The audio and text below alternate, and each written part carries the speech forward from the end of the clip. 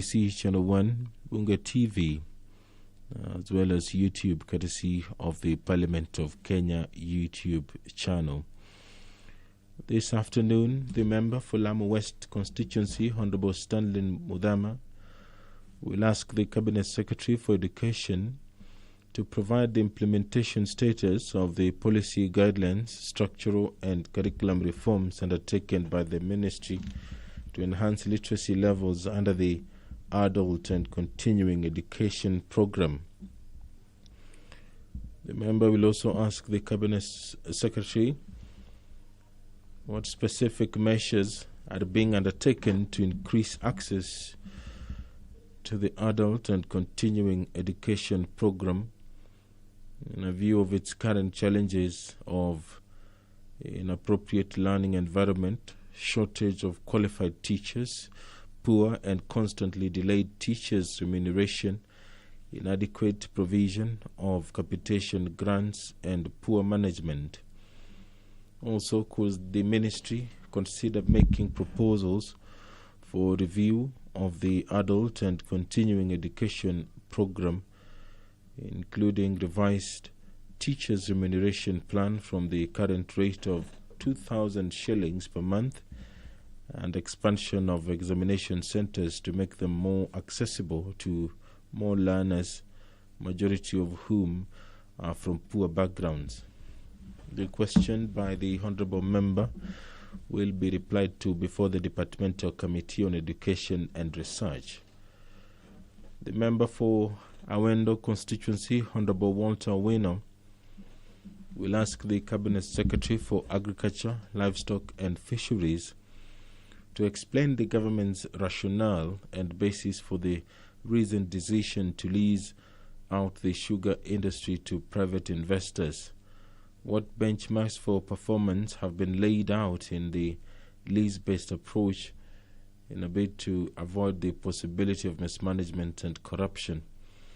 Could the Cabinet Secretary provide the implementation status of Sessional Paper of 1988 regarding guarantee of loans that had been advanced to fund expansion and rehabilitation of Zoya Sugar Company and other sugar farms in the country? What measures is the ministry putting in place to avert a repeat of past malpractices and mismanagement activities involving sugar companies that made Kent farmers depend on heavily indebted sugar companies as their only cane selling outlets? The question by the Honourable Member will be replied to before the Departmental Committee on Agriculture and Livestock. The member for Baringo County, Honourable Glado Chiyot, will ask the Cabinet Secretary for Transport, Infrastructure, Housing and Urban Development why the ministry has failed to upgrade to bitumen standards the Rorine Sigoro Ochi Road in Eldama Ravine constituency, Baringo County, which is currently in a deplorable state, and what plans have been put in place to have the said road upgrade to bitumen standards, and what is the project's completion timeline? The question by the Honourable Member for Baringo County will be replied to before the Departmental Committee on Transport, Public Works and Housing. The member for Ainabkoi constituency, Honourable William Chepkut, will ask the Cabinet Secretary for Transport, Infrastructure, Housing and Urban Development to confirm whether the recently upgraded 5.5 kilometre section of the Naiberi Ainabkoi Timboroa Road in Ainabkoi constituency was constructed in accordance with the required standards, considering that the stretch is already in an almost deplorable state even before the official handover by the contractor. Could the Cabinet Secretary intervene to ensure that upgrading works on the road linking Wanifora and Flax Kiptagat, a very important road which runs through one of the key maize production region of the Rift Valley, are completed? Could the Cabinet Secretary consider terminating the contract on the said road, seeking the blacklisting of the contractor and awarding the contract afresh to to a contractor who will adhere to the set construction standards and timelines. The question by the Honourable Member for Inakwe will be replied to before the Departmental Committee on Transport, Public Works and Housing. If you're just joining us, we are waiting for the business of the National Assembly to get underway. And on your screen, there is some activity at the door there. Approaching the chamber of the National Assembly is the Speaker, Honourable Justin Muturi. Now, I will hand you over for this live broadcast, which is brought to you by the Parliamentary Broadcasting Unit, PBU, in conjunction with the Kenya Broadcasting Corporation. My name is Edward Kabasa. Enjoy your viewing.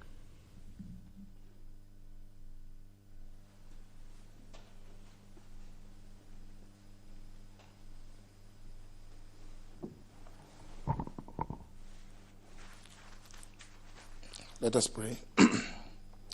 Almighty God, who in your wisdom and goodness have appointed the office of leaders and parliaments for the welfare of society and the just government of the people, we beseech you to behold with your abundant favor as your servants whom you've been pleased to call to the performance of important trusts in this republic. Let your blessings descend upon us here assembled, and grant that we treat and consider all matters that shall come under deliberation in so just and faithful a manner as to promote your honor and glory, and to advance the peace, prosperity, and welfare of our country, and of those whose interests were committed to our church. Amen.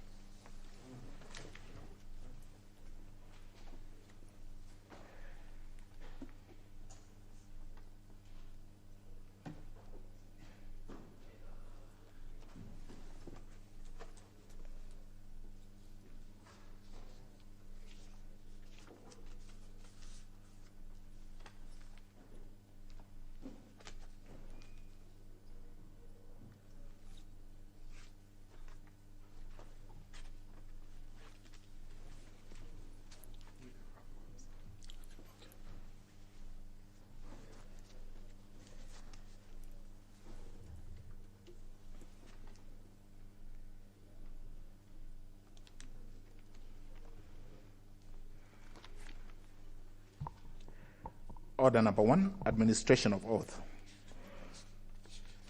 Order number 2, communication from the chair.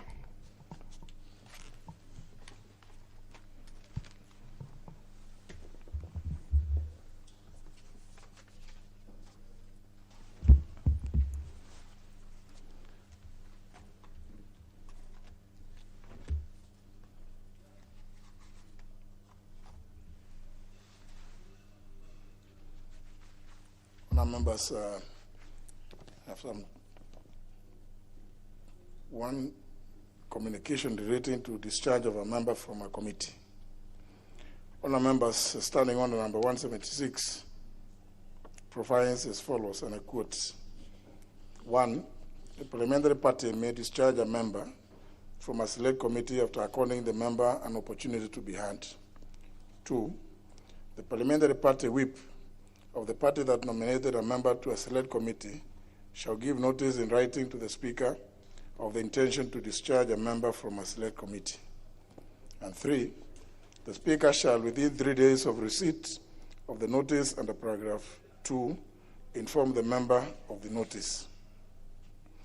Honourable members, in this regard, I wish to report to the House that my office is in receipt of a letter dated 25th of September 2020 from the Majority Party Whip notifying that the Jubilee Party has discharged the Honourable David Olesankok MP from the Select Committee on National Cohesion and Equal Opportunity, where he's been serving as a member.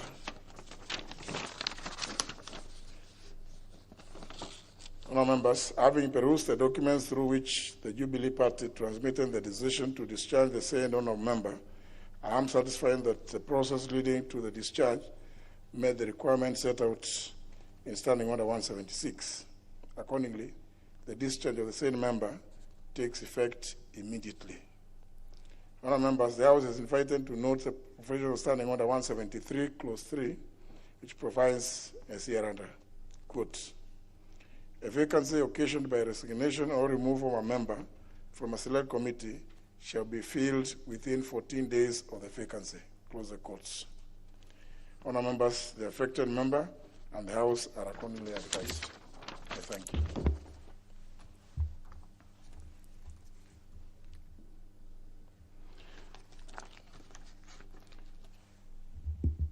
May the members come, making their way, please come.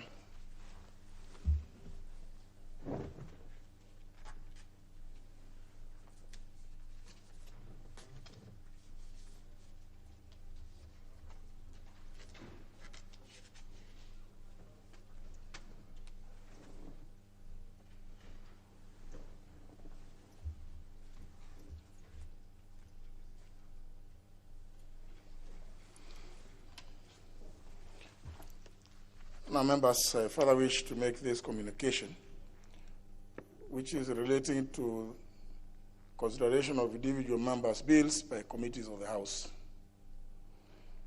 Honourable members, legislation forms one of the principal mandates of any parliamentary body world over.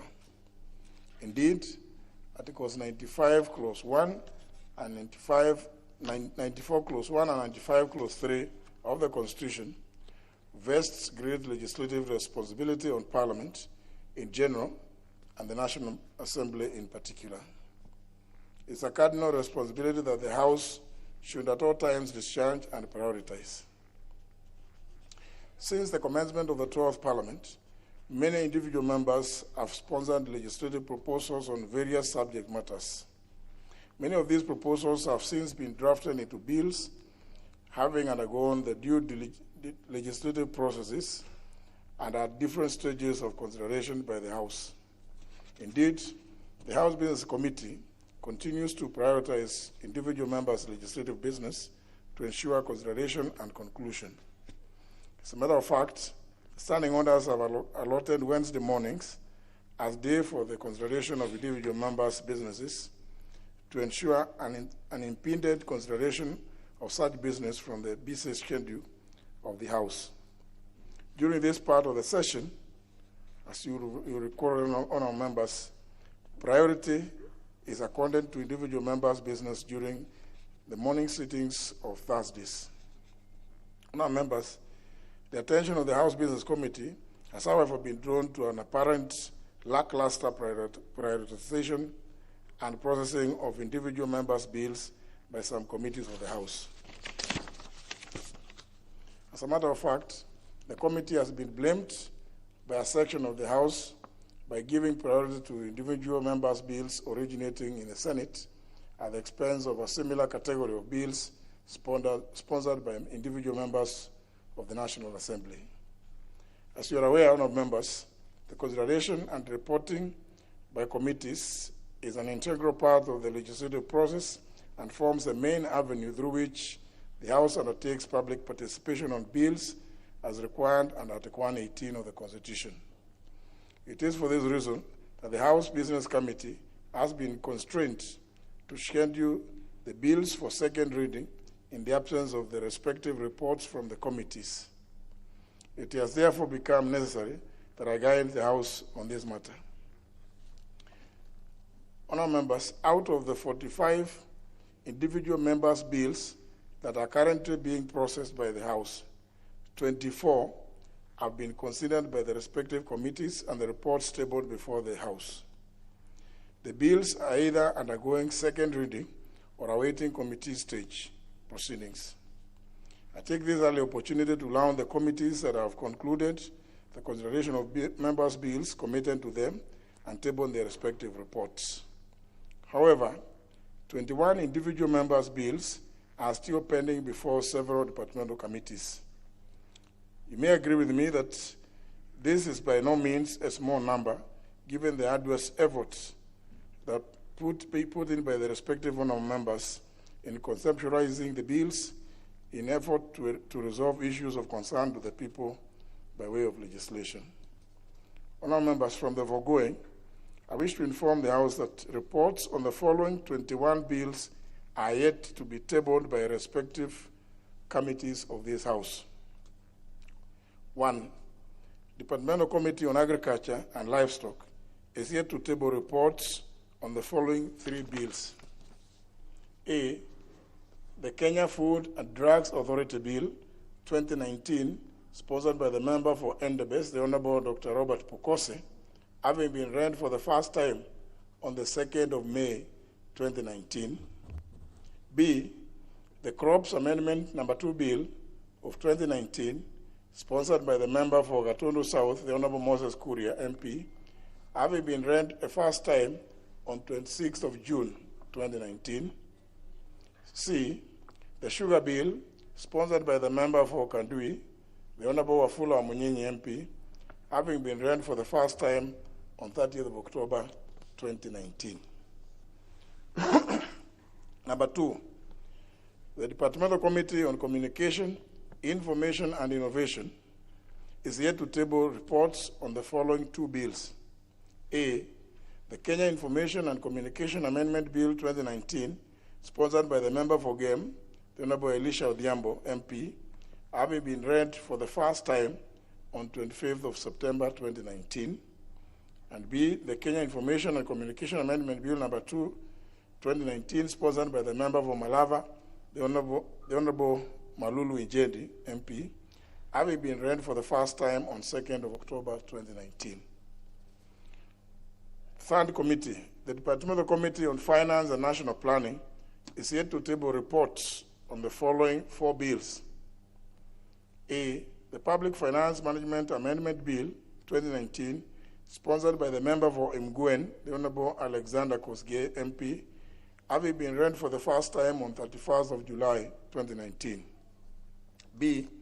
The Poverty Eradication Authority Bill 2020, sponsored by the member for Sirisia, the Honourable John Waluke, MP, having been read the first time on 11th of June 2020. C. The Central Bank of Kenya Amendment Bill 2020, sponsored by the member for Bonchari, the Honourable Oro Oyoka, MP, having been read the first time on 28th of July 2020. And D. The Public Procurement and Asset Disposal Amendment Bill 2020, sponsored by the member for Thika Town, the Honourable Patrick Wainaina, MP, having been read for the first time on 28th of July 2020. Fourth committee, the Departmental Committee on Health has not tabled reports on a record 5 bills. A.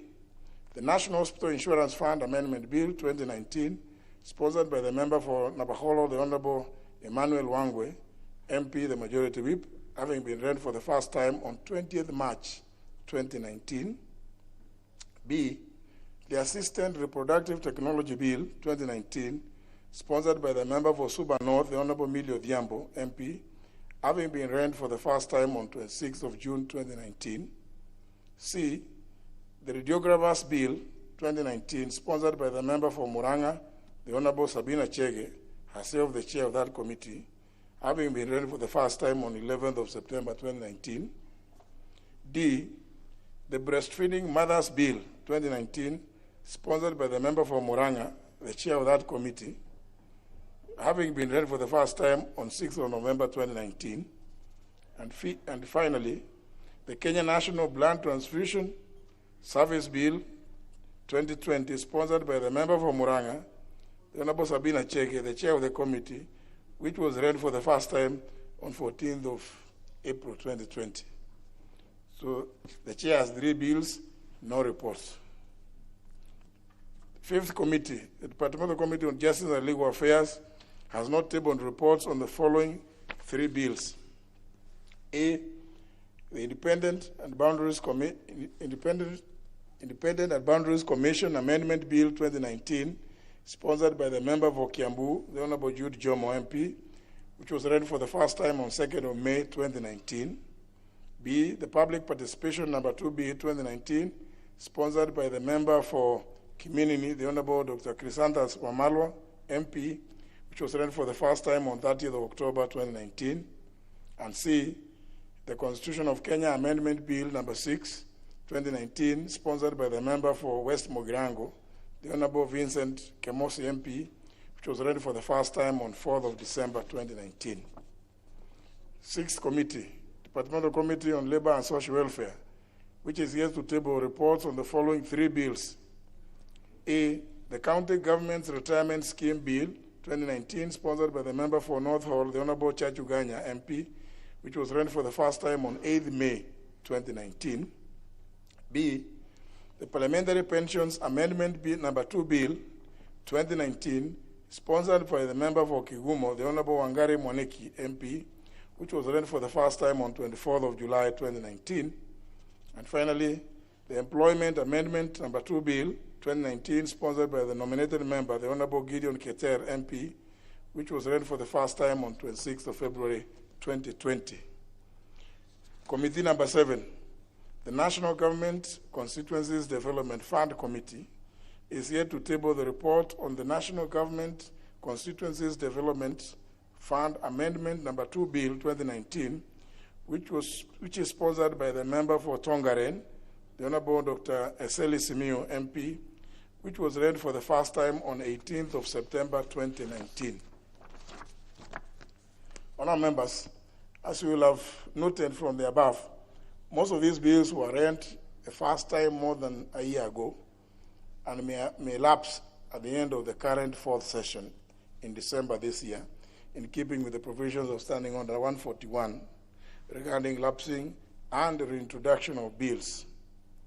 In this regard, I, while appreciating the heavy workload before all committees, wish to encourage the chairpersons and the clerks responsible for those concerned committees to endeavor to move with speed and prioritize the listed bills and table their reports in the House as soon as practically possible. This will enable the House Business Committee to also prioritize the bills for consideration in second reading and subsequent stages by the House in good time before it goes to recess in December. The purpose of this communication is to therefore direct all the clerks of the committees concerned to pick a copy of this and see what it is they have not prioritized or they are not processed, in order that in the next 1 or 2 weeks we have those reports and the House is accordingly guided. I thank you. The members who are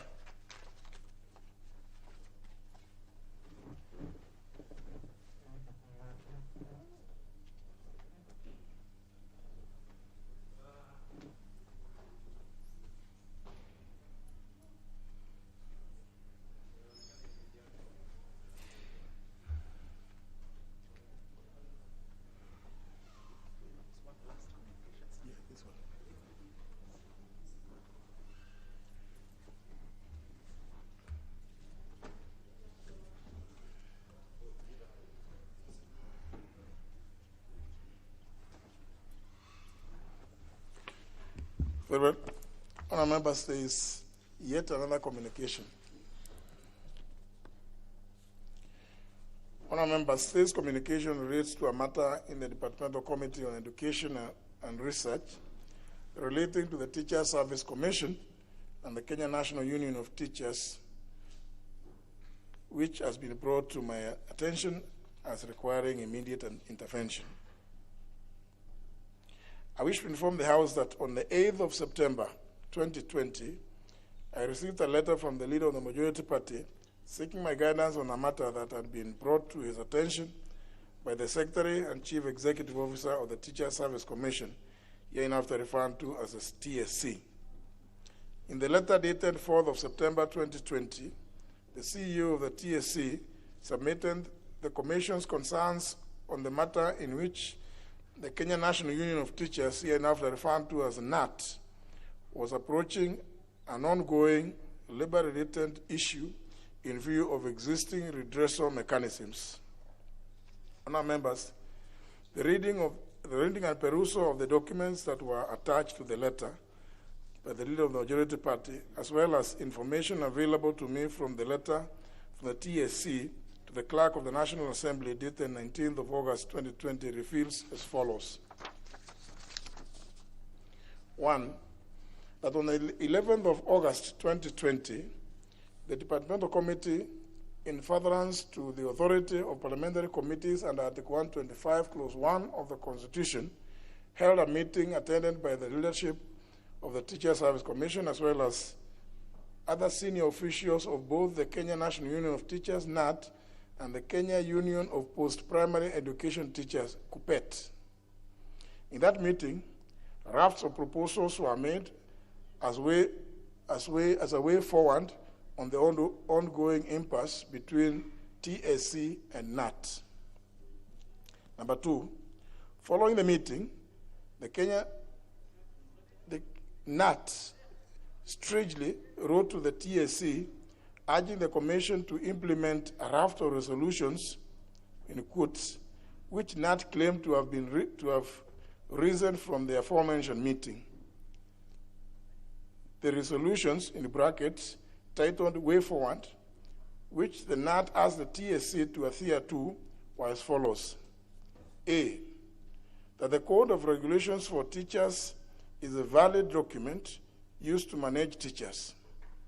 The Code of Regulations does not capture career progression guidelines.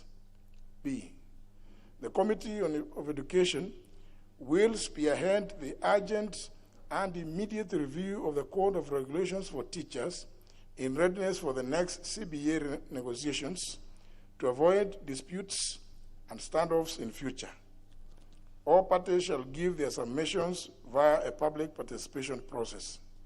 C, that all teachers to be paying their third and fourth CBA benefits, notwithstanding union affiliations, with immediate effect as per the law.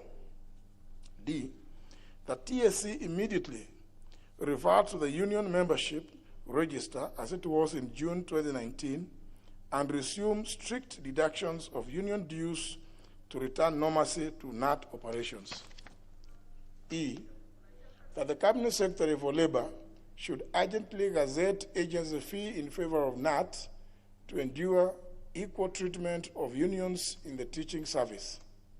F, that parties to immediately cease hostilities, compromise all matters in court and record consents of withdrawals and move out of courts and reset their relations to 2016. G, that the TSC to develop teacher professional development guidelines and submit to the National Assembly for approval in compliance with the Statutory Instruments Act 2013. Number 3, in response, the Teacher Service Commission wrote to the Clerk of the National Assembly and later to the leader of the majority party seeking guidance on the unusual sequence of events and voicing its reservations about its active participation in Parliament on a matter which is active in court. Honourable members, the occurrence of these events raises the following key issues, 3 key issues whose guidance I have been called upon to over. A, how should members who represent special interests relate with the same interests in the House or its committees? B, whether the recommendations or proposals of a committee of the House can be implemented prior to being considered and adopted by the House in plenary. And C, whether a committee of this House ought to deal with matters that are active in a court, including what is said, compromising them. Honourable members, before I address the first issue, it is notable that the Kenya National Union of Teachers did obtain the proceedings of a departmental committee of this House, including its minutes. Indeed, a perusal of NAT's letter to TSC, dated 26th of August 2020, reveals that the presumed, in brackets, recommendations that NAT wanted TSC to implement is an extract of the minutes of the committee of 11th of August 2020. It is therefore logical to conclude that proceedings of the committee and part of its journal was deliberately and prematurely disclosed to NAT in a blatant and clear breach of the standing orders and the provisions of sections 13 and 25 of the Parliamentary Powers and Privileges Act 2017. Honourable members, you will recall that I have in the past reminded the House, including the members nominated to represent the youth, persons with disabilities, and workers, of the need to avoid conflict of interest between their personal and public interests as required by Chapter 6 of the Constitution, the Leadership and Integrity Act 2012, the Public Officer Ethics Act 2003, and the Parliamentary Powers and Privileges Act 2017. Additionally, I've guided before that members must at all times declare their interest on any matter before the House or a committee pursuant to the provision of standing orders 90 subsection 1 and 107(1) paragraph E. Indeed, you will recall, honourable members, that on the 9th of May 2019, I guided as follows with regard to an issue that interestingly is similar to the one before me today, and I quote, that with respect to the members of Parliament nominated under Articles 97, Clause 1, Paragraph C of the Constitution, that is, those representing the special interests, including the interests of the youth, persons with disabilities, and workers, they are also not exempted from the application of the provisions of Article 122, Clause 3, and Standing Order Number 90. Further, it is gross misconduct and out of order to wear that hat, the hat of a trade unionist or a workers' representative, and at the same time purport to also wear the hat of a member of parliament sitting purporting to oversight the same place, the same people that you represent in the same sitting of a committee or of the House. That guidance should have sufficed with respect to the first question. I need not go beyond. Honourable members, the next issue is the one probably would ask is what about the authority of the information that was irregularly obtained from the committee? Honourable members are all aware that it is a violation of Standing Order Number 86 for any member, staff, or other person to divulge contents of a committee's proceedings before such proceedings become the property of this House. The same standing order states as follows, and I quote, "No member shall refer to the substance of the proceedings of a select committee before the committee has made its report to the House," close the quotes. Honourable members, even as I settle the second question, it's a matter of public knowledge that committees are organs and creatures of this House, and consequently, the resolutions have no binding effect and cannot be acted on unless adopted by the House in its plenary sitting. Indeed, a committee has no authority except that which the House has delegated to it. Under Standing Order 216, subsection 5, one of the functions of departmental committees is to investigate, inquire into, and report on, emphasis report on, all matters relating to the mandate, management, activities, and operations of the assigned ministries and departments.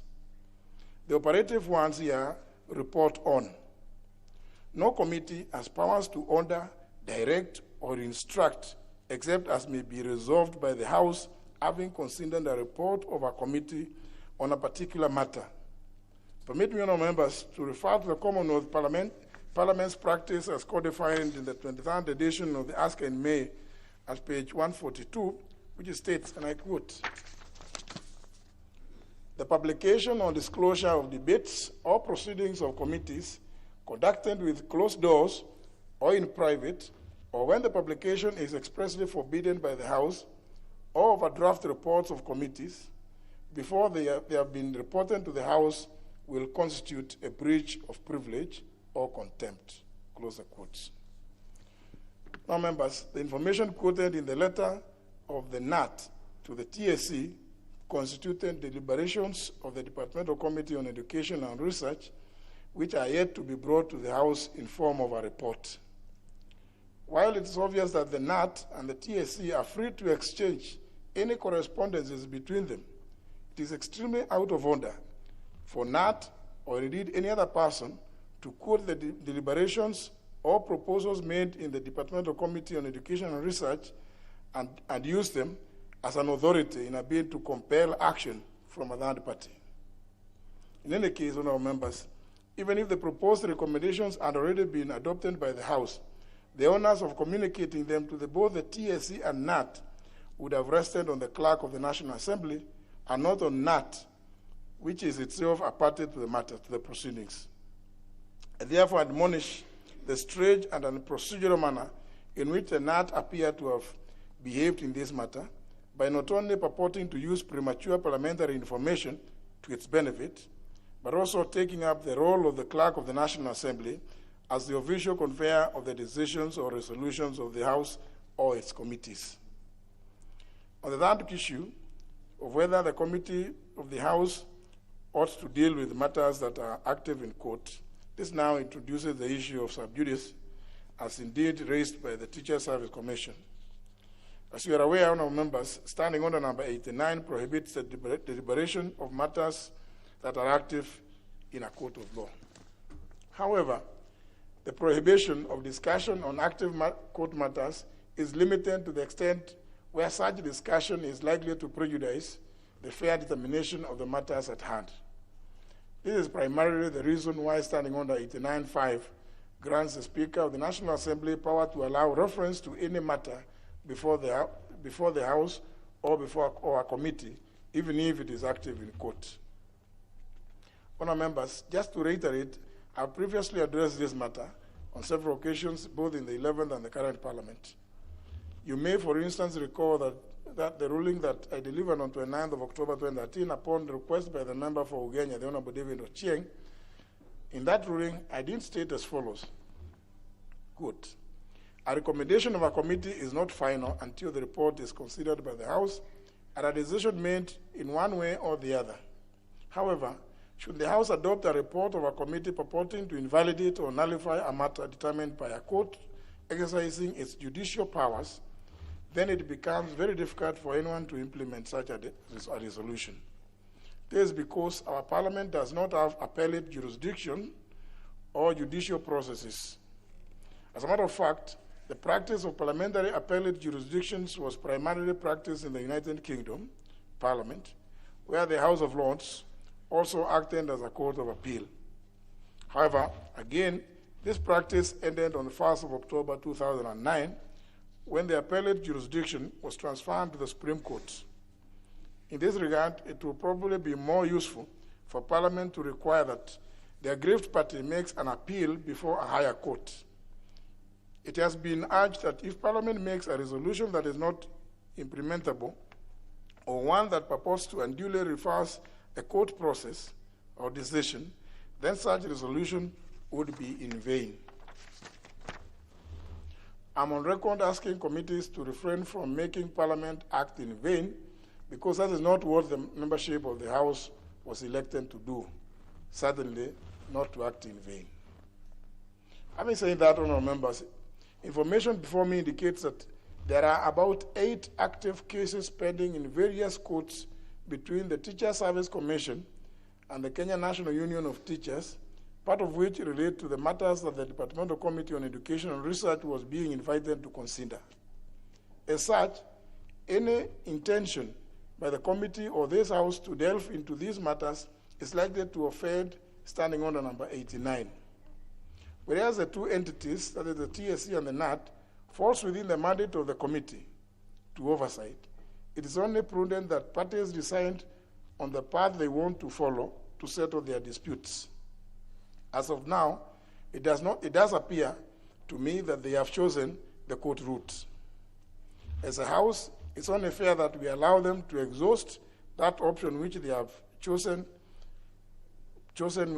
on their own without inviting the House or its organs to be part of the dispute resolution process or to attempt to mediate unless the parties formally opt out of the court processes in favor of a parliamentary process. For abundance of caution, it is prudent that given the matters are also active in court, it is proper that the committee and indeed the House deals with the matter after litigation has been settled so that the House will not trespass into the judicial province. However, it is noted that the principle of sub judice cannot stand in the way of consideration of a matter vital to the public interest. Whereas under Article 95, Clauses 2 and 5b of the Constitution, the National Assembly is given the role to deliberate on and resolve issues of concern to the people and express oversight mandate over state organs. That mandate ought to be exercised as per the law, the standing orders, and the established precedent. But in the present case, honourable members, I hasten to caution that it is not in the public interest that the committee revisits the long-standing suits between the TSC and NAT until the matters therein are concluded by the courts of law. After all, there are various formal dispute resolution mechanisms recognized in law, and this House and its committees is not any one of them. Honourable members, in conclusion, having examined the three issues as identified, my considered guidance is as follows. 1, that the honourable members who represent special interests should always declare their interests on any matter when considering the said interest in the House or in committees in accordance with the requirements of Standing Order number 90. 2, that the recommendations of a committee of this House are not to be implemented prior to being considered and adopted by the House unless the law or the standing orders provides otherwise. However, at that stage, parties are at liberty to take counsel of the views of the committee as the views largely represent the views of the people's representatives. 3, that the Departmental Committee on Education and Research does refrain from revisiting the current disputes between the TSC and NAT in accordance with the requirement of Standing Order number 89, noting that the disputes are subject of active court cases unless the parties involved formally opt out of the court processes in favor of a parliamentary process. And the House and the committee are accordingly guided. Thank you. Next. Order number 3, messages. Order number 4, petitions. Order number 5, papers. Leader of the majority. Honourable Speaker, I beg to lay the following papers on the table of the House today, Tuesday, September the 29th, 2020, in the afternoon sitting. First one is legal notice number 122 of 2020 relating to the matrimonial proceedings rule 2020 and the explanatory memorandum from the judiciary. Second one is legal notice number 159 of 2020 relating to increase of amount payable as protected deposit under section 28(1) of the Kenya Deposit Insurance Act 2012 and the explanatory memorandum from the National Treasury and Planning. Number 3 is the report of the Auditor General and financial statements of the Central Bank of Kenya for the financial year ended 30th of June 2019 and the certificates therein. Fourth, the reports of the Auditor General and financial statements of the National Oil Corporation of Kenya for the year ended 30th of June 2018 and the certificates therein. And 5, the reports of the Auditor General and financial statements of the National Oil Corporation of Kenya Limited for the year ended 30th of June 2019 and the certificates therein. Thank you, Honourable Speaker.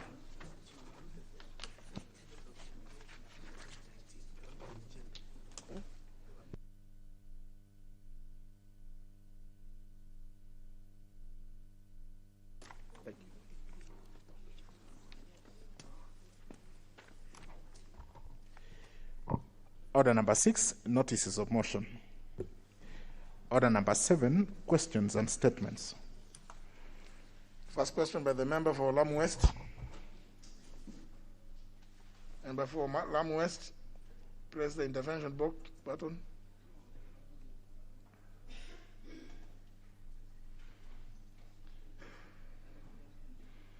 Can you press the intervention button? Or you don't differentiate between the two?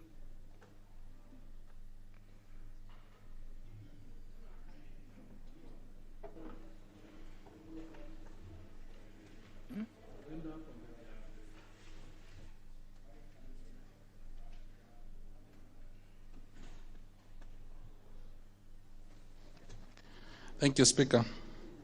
Could the Cabinet Secretary provide the implementation status of the policy guideline? This is question number 190/2020. Roman 1. Could the Cabinet Secretary provide implementation status of the policy guideline, structural and curriculum reforms undertaken by the Ministry to enhance literacy level under the adult and continuing education, that is ACE program? Roman 2. What specific measures are being undertaken to increase the access to adult continuing education program in view of its current challenges in inappropriate learning environment, shortage of qualified teachers, poor and constantly delayed teachers' remuneration, inadequate provision of capitation grants, and poor management? Roman 3. Could the ministry consider making proposal for the review of adult continuing education program, including revised teachers' remuneration plan for the current rate, from the current rate of Kenya shilling 2,000 per month, and the expansion of the examination centers to make them more accessible to more learners, majority of whom are from poor background? Thank you, Speaker. Well, that will be replying to before the Committee on Education and Research. Next question by the member for Awendo. Honorable Awino. Sorry. Thank you, Mr. Speaker. I rise to ask question number 191 of 2020, directed to the Minister, Cabinet Secretary for Agriculture, Livestock and Fisheries. Question number 1.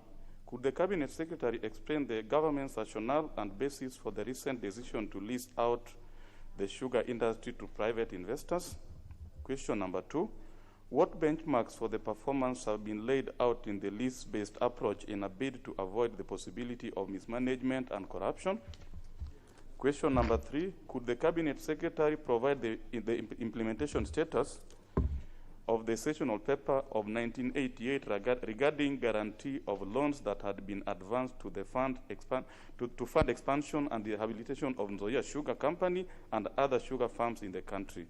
And question number 4, what measures is the ministry putting in place to avert repeat of the past malpractices and mismanagement activities involving sugar companies that made cane farmers dependent on them, on heavily indebted sugar companies as their only cane selling outlets? Thank you, Mr. Speaker.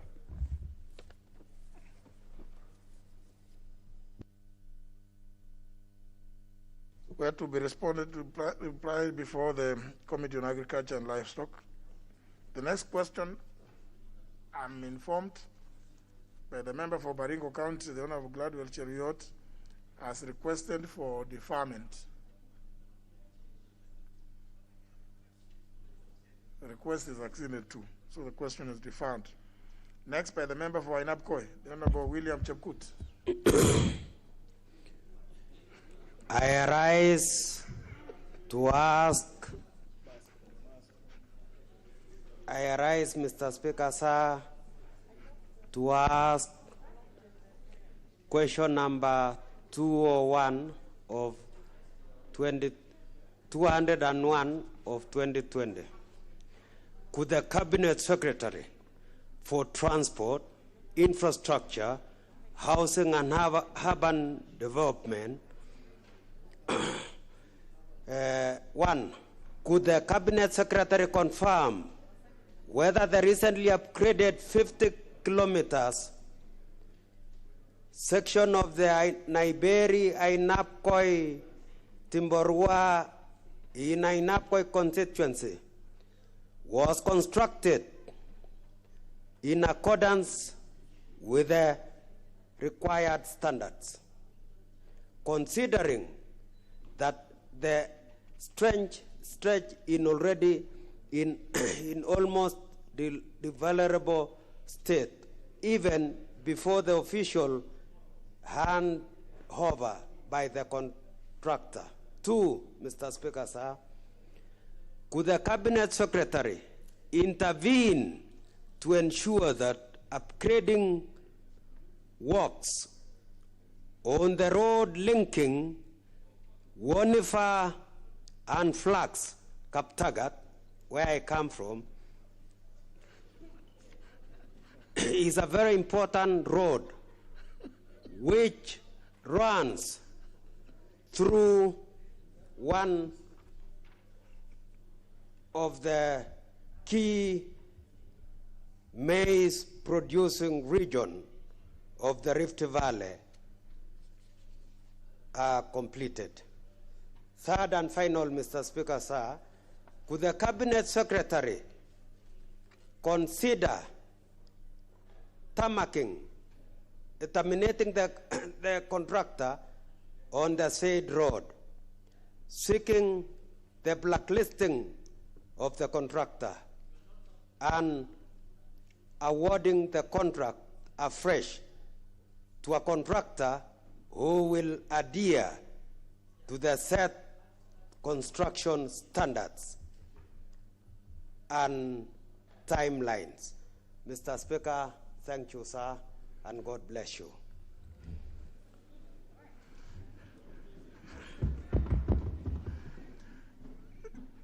Question will be replied before the Departmental Committee on Transport, Public Works and Housing.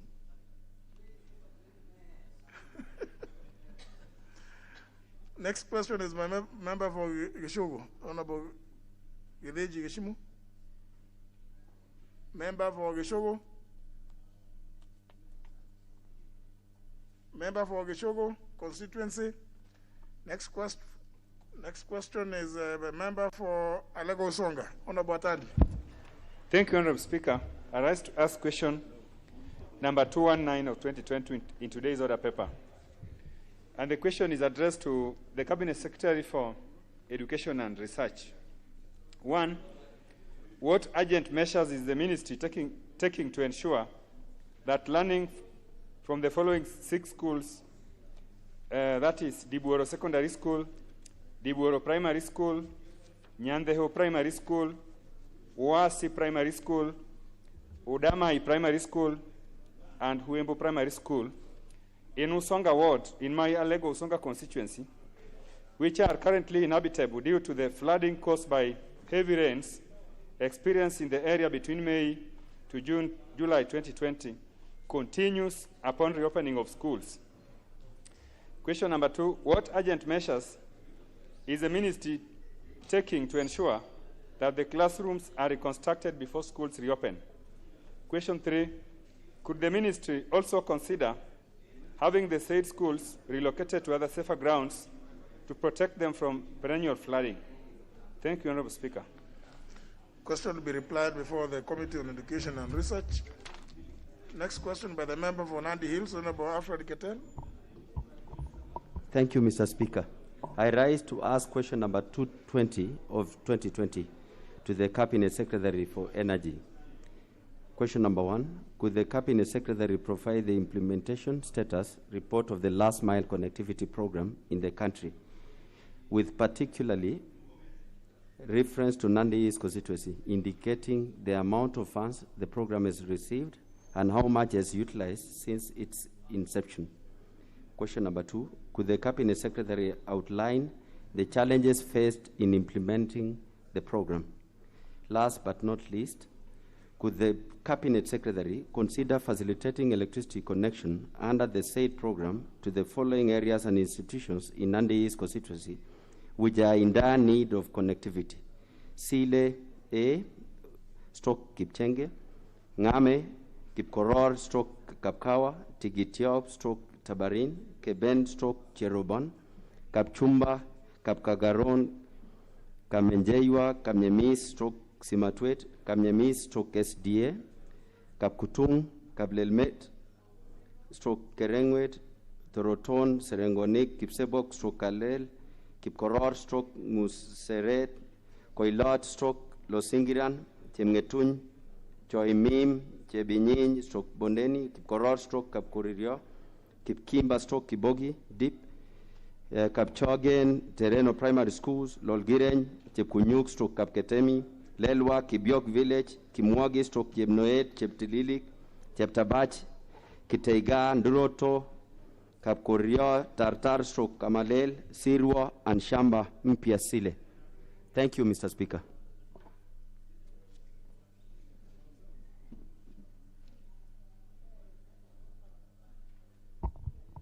That will be replied before the Departmental Committee on Energy. That question by the member for Igembe Central, Honorable Iringo. Thank you, Mr. Speaker, for giving me this opportunity. I rise to ask question number 238 of 2020, directed to the Cabinet Secretary for Foreign Affairs. 1. Could the Minister give an update regarding investigations into the whereabouts of one, Kenyonto Mobweka, a young man aged around 21 years from Etomari village, Njia 1, Igembe Central, Meru County, who is allegedly detained in the United Republic of Tanzania without a trial since the year 2015. 2. Could the ministry consider diplomatic intervention to ensure that the said Kenyan, who is allegedly being illegally held and is languishing at Maweni Remand Prison in Tanga, Tanzania, is released without any further delay? Thank you, Mr. Speaker. To be replied before the Departmental Committee on Defense and Foreign Relations.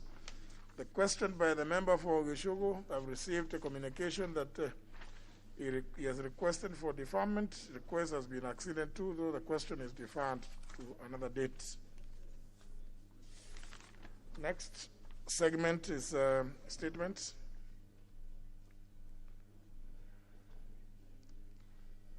Request for statement or issuance? Request. Yes, Honorable Sharif Abdulsamad. Asante sana Bwana Spika.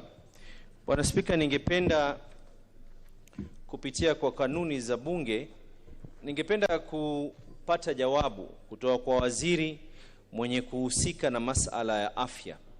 Kwanza, Bwana Spika, sote tunafahamu ya kuwa wakati janga la corona lilipokuwa linaingia humu kwetu, maeneo ya Old Town na Eastleigh yaliweza kufungwa, ikawa hamna kuingia wala kutoka. Bwana Spika, Bwana Spika, ni muhimu kwa hivi sasa hivi tuweze kujua ni hesabu zipi ambazo ziliweza kutumika, ni hikma ipi ama vigezo almaruf criteria iliyoweza kutumika, ama ni sayansi ipi iliyoweza kutumika ikawa ni sehemu hizi mbili peke yake katika Kenya ndio zinafaa kufungwa na si mara moja, lakini ikaweza kuendelea.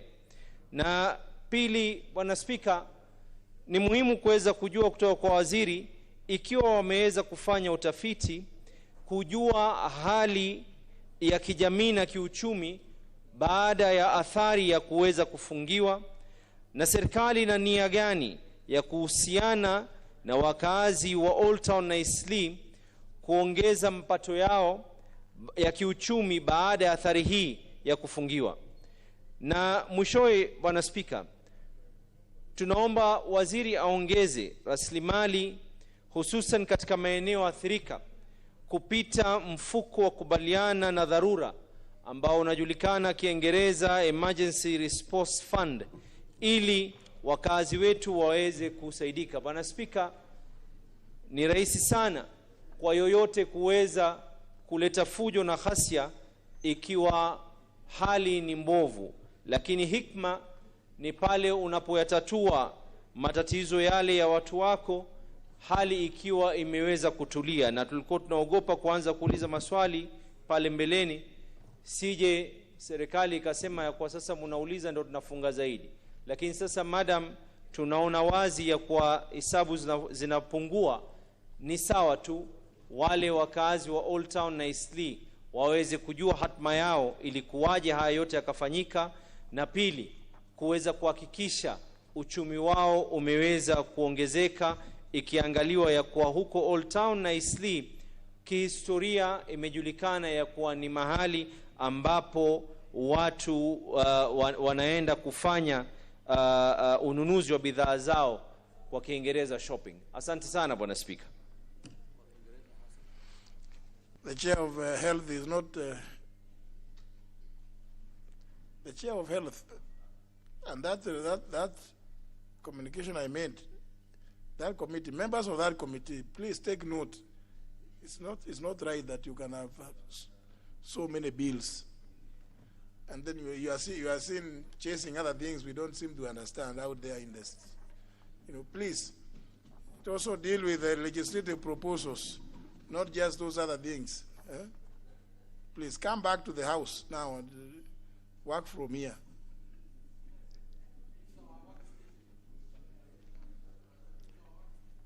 The request will be channeled through the Office of the Leader Majority for a response.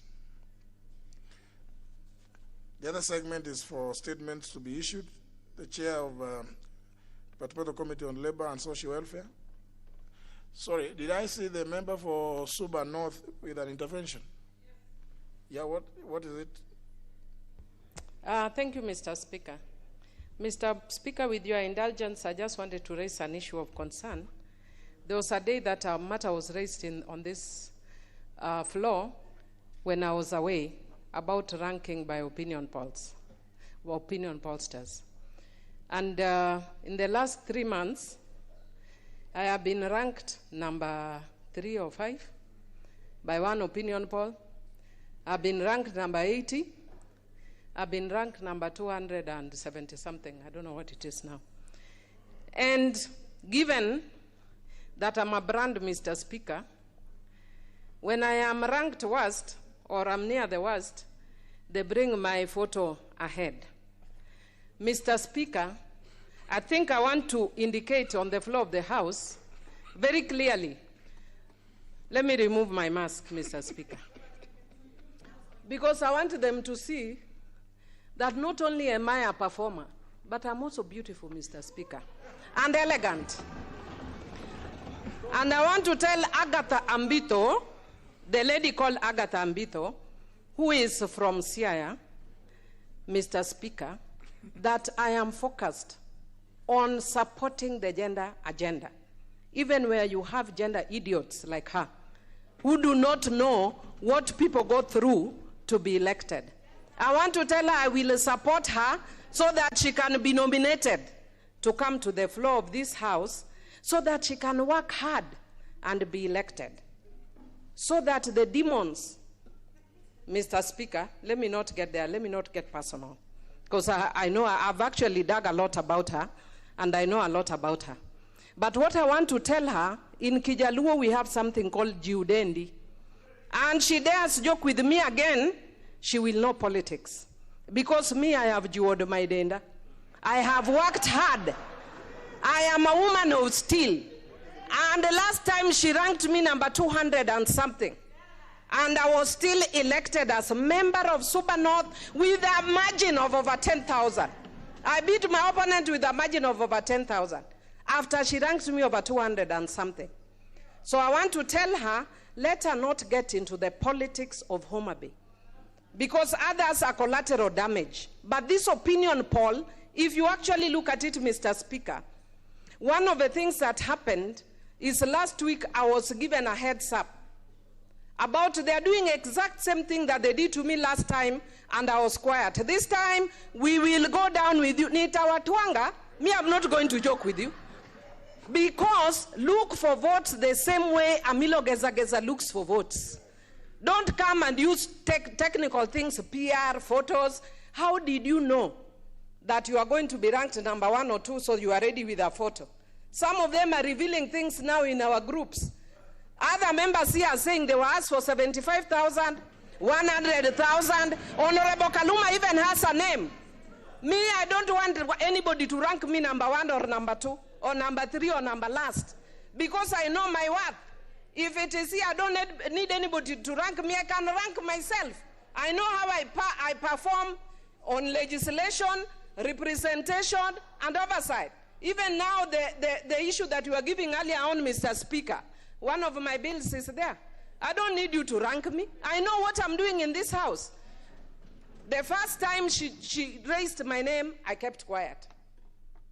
Mr. Speaker, now she's raising my name again. I will not let her go. Even the ones who are ranking me number 1, I do not want to be ranked. I know what my position is. Don't rank me. I don't need your rankings. And Mr. Speaker, I think we need to tell people like Infotrak, if we know that coronavirus has affected businesses, but she is not going to use us as commodities to make money, as members of parliament, commodities to make money.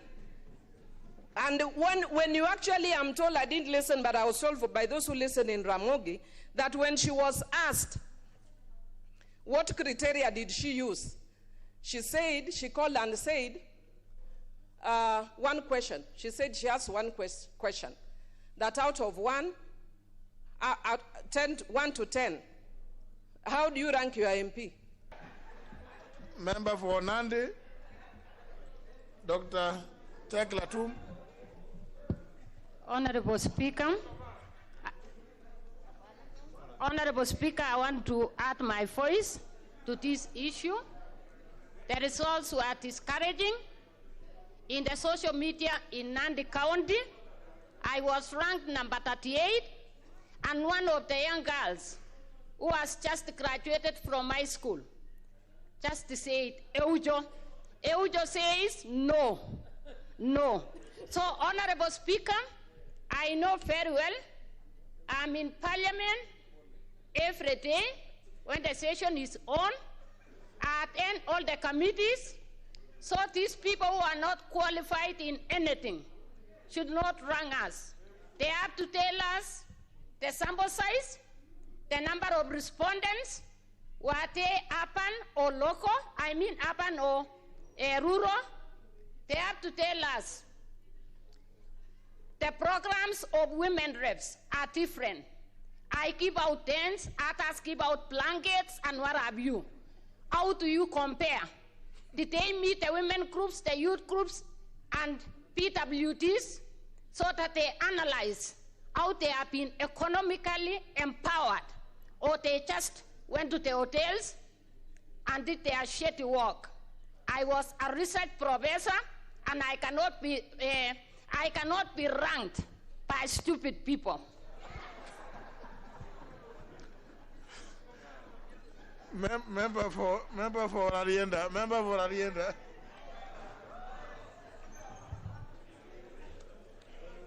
Mr. Speaker, let me start by declaring the position. Infotrak, the managing director, Madam Angela Mbitho, is not just my constituent. She's from my clan, and by extension, my relative. But I want to confirm that I was not called, I was not asked for any money, and I was also not ranked very well. I was ranked at 108. For me, I have come to learn, if you could just give me a second. In this short time I've been in Parliament, I have once been ranked number 2. I have once been ranked number 20. Another time I think I was ranked number 150 or something like that. What it has come to tell me is, first of all, let's not even concentrate on this ranking, because we will always have ranking, even for the parties. Right now, we are defending ourselves collectively. Once we are out there and we are ODM and Jubilee and anything else, once those ranking comes, half of us will be supporting, the other half will be condemning. I think what we need to focus on is how do we ensure that we have authentic and defendable research. That's what we need to do. And even as we do that, let's measure, let's have tempered language and focus on that law. Thank you, Mr. Speaker. Member for Westlands. Thank you, Mr. Speaker. Mr. Speaker, I think I know what I stand for. I know my work, and that's why I was re-elected. Mr. Speaker, I'm a member of parliament who campaigns and who stays with the people even after election. So, Mr. Speaker, the ranking, whether I'm ranked number last, number one, or which position, Mr. Speaker, I know that the people are the ones who determine my performance. And Mr. Speaker, I think maybe we should not even be so much concerned about how you've been ranked, because that will not subtract anything from you, because if you know what you are doing, if you are doing the right thing, Mr. Speaker, you'll always be on top of the list of your people, the people who elected you. And that, Mr. Speaker, I'm truly believe in myself, and I believe in the people who elected me. And I know at one point, Mr. Speaker, the last election, I beat my closest opponent by more than 30,000 votes. So I don't think that is going to change, Mr. Speaker. So I believe the people of Westlands know me better, and I thank you, Mr. Speaker.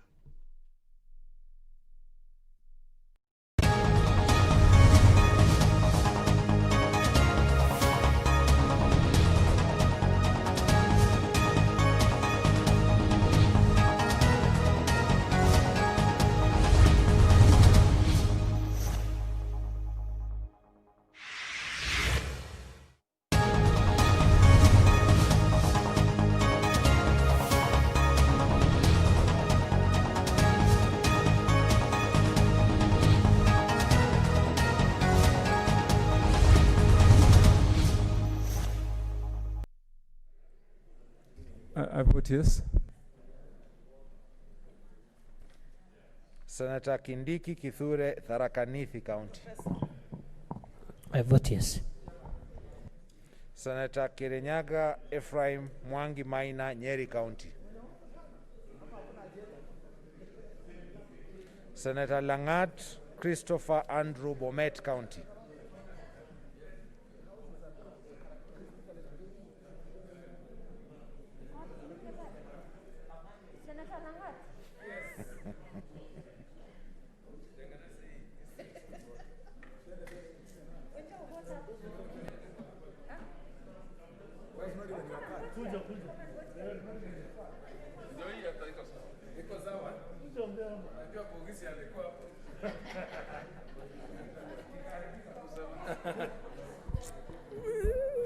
Madam Speaker, I vote yes. Senator Lelegwel Tumbesi, Samburu County.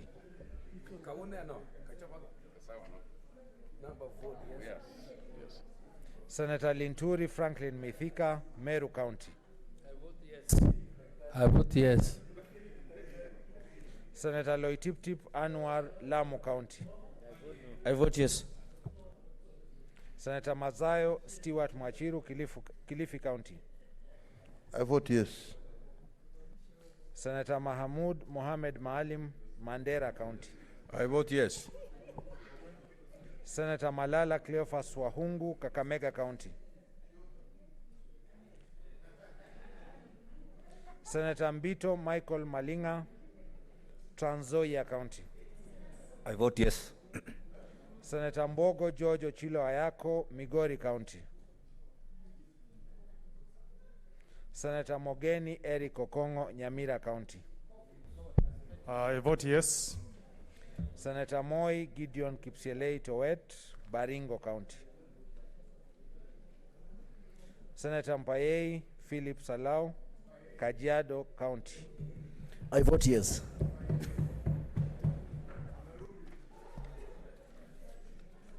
Senator Murkomen Onesimus Kipchumba, Elgeyo Marakwet County.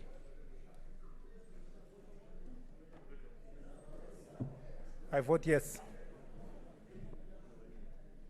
Senator Mutula Kilonzo Jr., Makueni County. I vote yes. Senator Mwangi Paul Githiomi, Nyandarua County.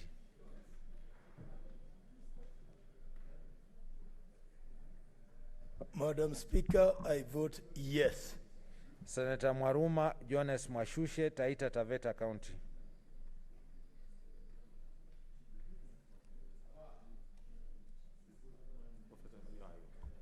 I vote yes.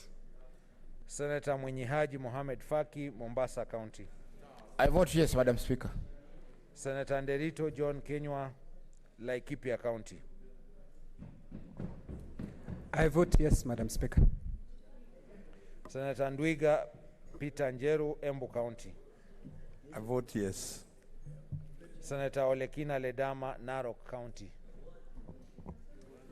I vote yes. Senator Ongeri Samson Kegengo, Kisii County. Senator Orengo James, Siaya County. I vote yes. Senator Outa Frederick Otieno, Kisumu County. Madam Speaker, I vote yes. Senator Pogisio Samuel Losuron, West Pokot County. Madam Speaker, I vote yes. Senator Sakaja Johnson Arthur, Nairobi County. Yes, is what I vote. Senator Wako Situila Amos, Busia County. Oh, I vote yes. Senator Wambua Enoch Keyo, Kitui County. Madam Speaker, I vote yes. Senator Wario Golich Juma, Tana River County. Senator Wetangula Moses Masika, Bungoma County.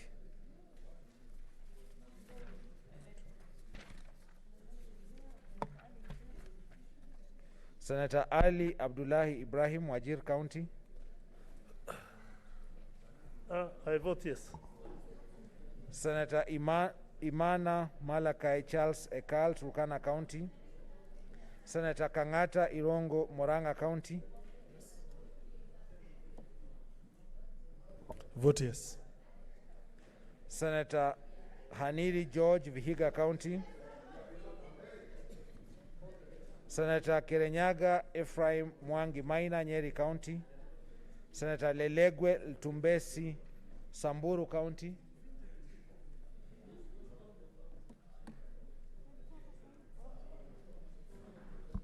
I vote yes.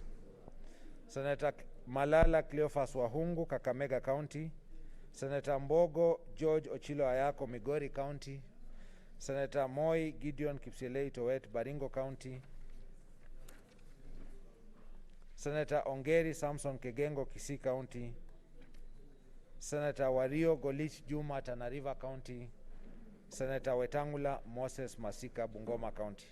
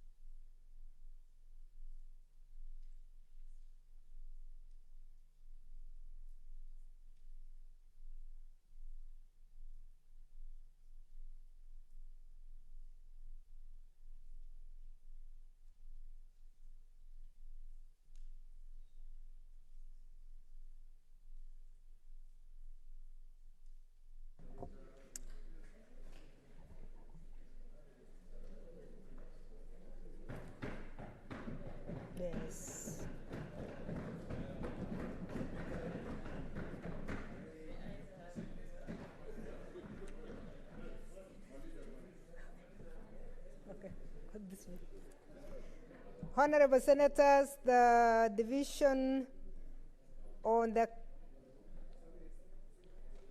this is not county allocation, the division on order number 9, which is on the provision of cemetery, funeral parlors, and crematoria is in all counties is as follows. Abstention 0, nays 0, ayes 38. The ayes have it.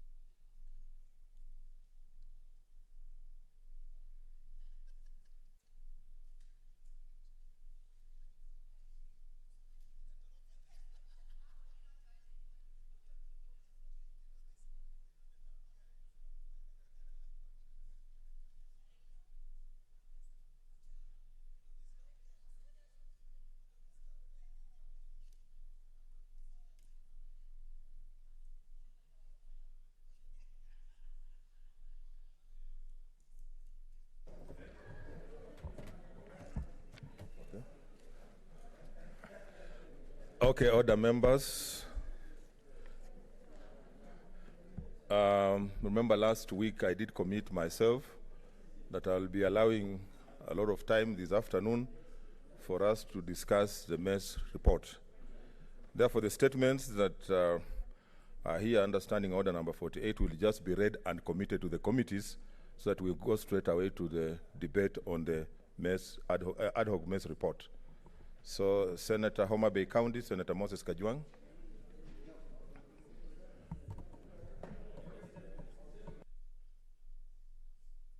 Oh, okay. Clerk, read the order. Order number 7, statements. Senator Moses Kajwang. Mr. Speaker, at a past sitting, you allowed me to pass this statement to the relevant committee. And Mr. Speaker, to avoid wasting the time of the House, just allow me to report that the Health Committee has already taken action on my statement request on the strike by health workers in Homa Bay County. Mr. Speaker, they have called the governor, they have called the workers, and as we speak, the matters that I raised in that statement have been resolved, and the committee is even planning a visit to Homa Bay County. Thank you, Mr. Speaker. Thank you, Senator Kajwang. Senator Ali, what's your intervention? Thank you, Mr. Speaker. Before you go to the other statement, you remember I asked a statement here on the issue of abduction, which was very urgent, and you have ordered the CS for Defense and Internal Security to come. Up to now, Mr. Speaker, we have not had anything from that issue. That young man is still nowhere. I don't know, now the family members were the whole of the today going all around mortuaries, looking for him. From there, they say they want to go to Ngong Hill and other places to check for his body. Mr. Speaker, when can we get an answer from the concerned authorities on the whereabouts of this young man? It's unfortunate the chair security had a slight accident. Actually, he was flown in this morning. I was able to receive him at Wilson Airport. Yeah, I think he slipped and hurt his hip. So he was brought by Amre flights. And he had a discussion, I think, with the minister. So we'll find out exactly what they agreed and give you a feedback by maybe Thursday. Senator Locorio. Thank you, Mr. Speaker. I also brought a statement here on the issue of the emergency fund within the trade unions that was sent to the Labour Committee some months ago. The answer that was brought was unsatisfactory. The chair agreed with me, so they were to bring back a better answer. That has not been done. I also did a statement on the frustrations within the pension department, frustrations of pensioners.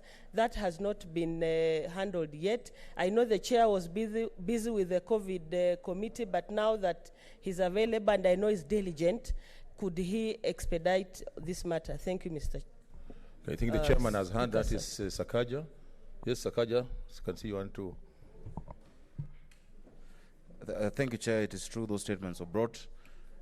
But you remember, during this period, I was also chairing the 12 disciples on the revenue formula, and now we are free. So we shall expedite. Senator Petronilla, please don't be worried. I'll give you a response very soon, within the next 1 or 2 weeks. I commit to do that, Chair. Okay, thank you, Senator Chararge. Can see you have an intervention. Chair, Speaker, maybe 2 things. There is a statement I brought on urgency of firing of employees of around 384 in Nandi County, and the county government subsequently went ahead to put an nullification notice on the newspaper. So, Chair, I had requested last week that maybe the Labour Committee, through the able Chair Sakaja, to maybe give us an interim so that at least because they have not been paid and yet they have been fired through a national newspaper. Secondly, Chair, on the issue of I've seen your communication on electricity, since it is an urgent matter, I was requesting that you vary so that maybe the CS can appear maybe this week, because the issue of blackouts in Nandi is becoming rampant and erratic, and you had noticed that you had directed that it becomes a matter of through the Energy Committee, but through the All Committee, and issues of electricity is a very alive matter, and I think all senators in this House have a similar problem. So, Chair, I have never seen a situation where a witness is directing the Speaker to come at the convenience or the comfort of that witness. So, Chair, I think there is something wrong there. I thank you, Mr. Speaker, sir. On that one, actually, is the Chair, Energy, Senator Maina. Is he here? He's the one who requested that they vary the dates after they discussed. It was Chairman Ephraim Maina who requested, actually, that they needed a bit of time to bring a response to what had been raised. So, since we did agree that, okay, they are coming to the whole House, but it's being led by the Energy Committee, I gave him the discretion. Senator Isaac Maura, next statement.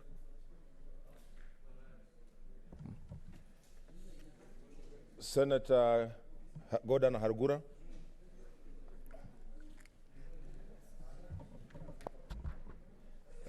Mr. Speaker, sir, I rise pursuant to Standing Order 48-1 to seek a statement from the Standing Committee on Roads and Transportation regarding the utilization of the Roads Maintenance Levy Fund by the county governments. In the statement, the committee should, 1, state whether the Cabinet Secretary for Transport, Infrastructure, Housing, Urban Development and Public Works has amended the 3rd schedule to the Kenya Roads Board Act to designate county governments as road agencies, and if so, provide the Gazette notice of the same. 2, table evidence that Kenya Roads Board has issued instructions to county governments as road agencies concerning the utilization of the fund as pertains to planning and distribution of maintenance works in the counties. 3, provide a breakdown of the amounts disbursed to each county from the financial year 2015-16 to date and indicate the maintenance works undertaken.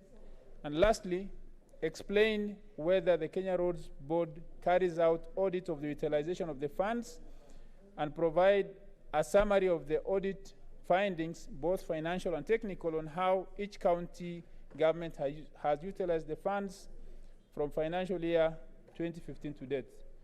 Thank you, Mr. Speaker. Okay, it's committed to the Standing Committee on Roads and Transportation. Senator Lamu, Anya Loitip-Tip. Thank you, Mr. Speaker, sir, for giving me this opportunity. I rise pursuant to Standing Order 48-1 to seek a statement from Standing Committee on Health regarding non-payment of the health service allowance to ambulance drivers and support staff working in hospitals and health facilities in Kilifi, Lamu, Tana River, Mombasa, Kwale, and Taita Taveta county governments. In the statement, the committee should: 1. State the reason for failure by the county governments of Kilifi, Lamu, Tana River, Mombasa, Kwale, and Taita Taveta to pay health service allowance to employees in job group D to F, consisting mainly of ambulance drivers and support staffs, contrary to the provisions of a circular from the Salaries and Remuneration Commission, into bracket SRC, reference number SRC/TS/HWI/Volume 1/61, and dated 9th March 2017. And lastly, outline the measures put in place, if any, to ensure that these cadres are expeditiously paid their due allowances, which have been pending for the last 3 years, and that they are not left out in any allowances that will apply to the other health workers in future. Thank you, Mr. Speaker. Okay, it is committed. So that brings us to the end of the statements. Let us get to the next order.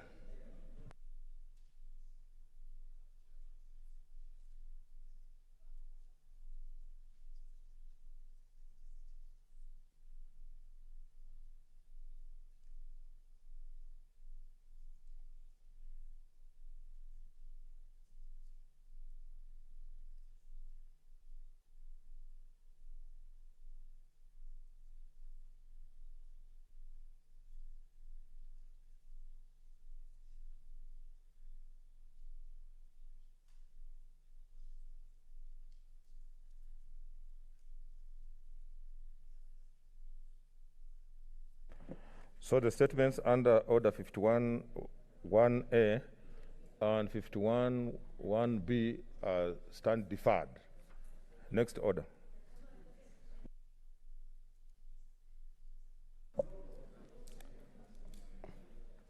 Order number 8, motion. Adoption of the report of the ad hoc committee on managed equipment services. Senator Mutula Kilonzo Jr., you had a balance of 15 minutes. Okay.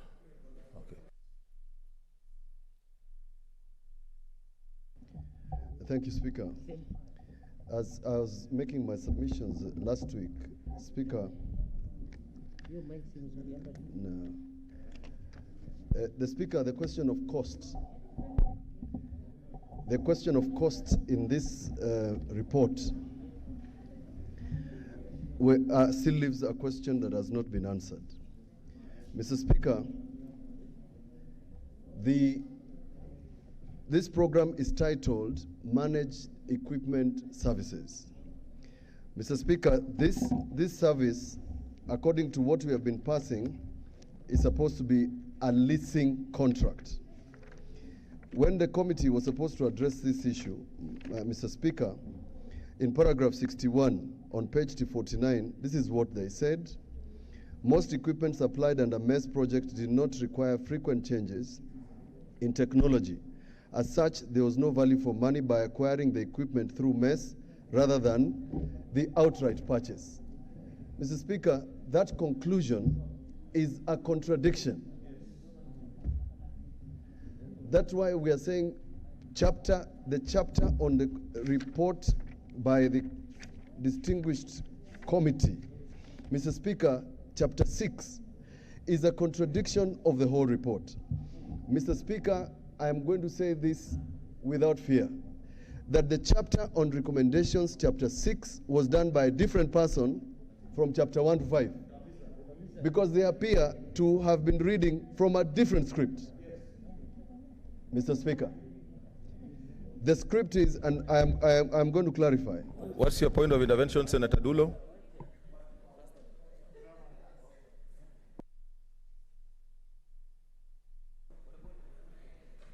Thank you, Chair. Mr. Speaker, I think, is it really in order for Senator Mutula to say that recommendations of this report was done by a different person. And it is very clear that the report was signed by the 9-member committee. Okay, I think it's just a point of debate. Yes, yes. It's not nearly a statement of fact. It's just that Senator Mutula, do you want to be informed by Senator Wambua? Okay. Mr. Speaker, I really would hate to interrupt my brother, Senator Makueni, but just to inform him, and maybe this will be for the benefit of the entire House as we debate this report. Let us draw a distinction between leasing and managed equipment service. Because, Mr. Speaker, if we don't do that, then we end up in trouble. Mr. Speaker, what we are dealing with is a new concept that has just been improved into placement. We came from leasing into managed equipment service. That's the one we are dealing with. But now the world has moved from there to placement. Let me just say something about managed equipment service that we are dealing with. In this scheme, can I just finish? I'm not defending the report. I'm just explaining the difference between leasing and mess. It's on a point of order, so let him conclude. You will still achieve what you want to achieve, but please, can I just say what I need to say?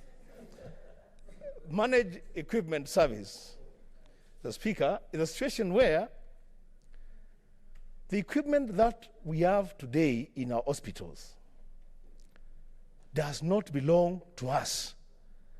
The only thing that we are paying for in those hospitals is the service that we are getting from the equipment. That, Mr. Speaker, the torch, it's a risky thing. It's a very risky thing. The torch that we bought at 1 million Kenya shillings, the torch does not belong to us. We are just paying for the light that we are getting from the torch for 7 years. Thank you, Mr. Speaker. Senator Nderitu, what's your point of order? Mr. Speaker, the report is with us. We are reading the report. I don't know if they have not written everything on the report. They would have asked for more information so that they write what they are telling us right now. Mr. Speaker, we're just responding from what is in the report, not anything else, Mr. Speaker. And Okay, Senator. Let Senator Mutula proceed.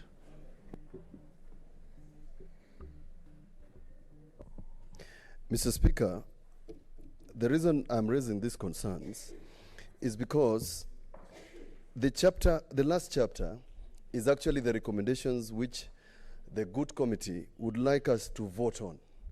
And therefore, the recommendations cannot be ambiguous. And it can't leave us with questions. For example, 61, the paragraph on whether this was a direct purchase or lease of basic equipment is not answered, and there is no recommendation. Is it possible, Mr. Speaker, that government entered into a euphemism of purchase and pretended it was leasing? And the question must be answered, because in a hire purchase or in a leasing, because I lease my printers, you only pay for consumables. Now, the tragedy is that the ministry itself drafted and has a list which is of purchase.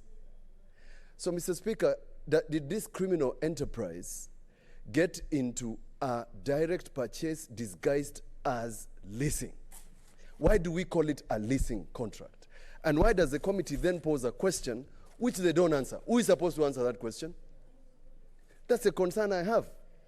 And therefore, Mr. Speaker, when we say that this report, well authored, the conclusions in that report appear to be disjointed from the body of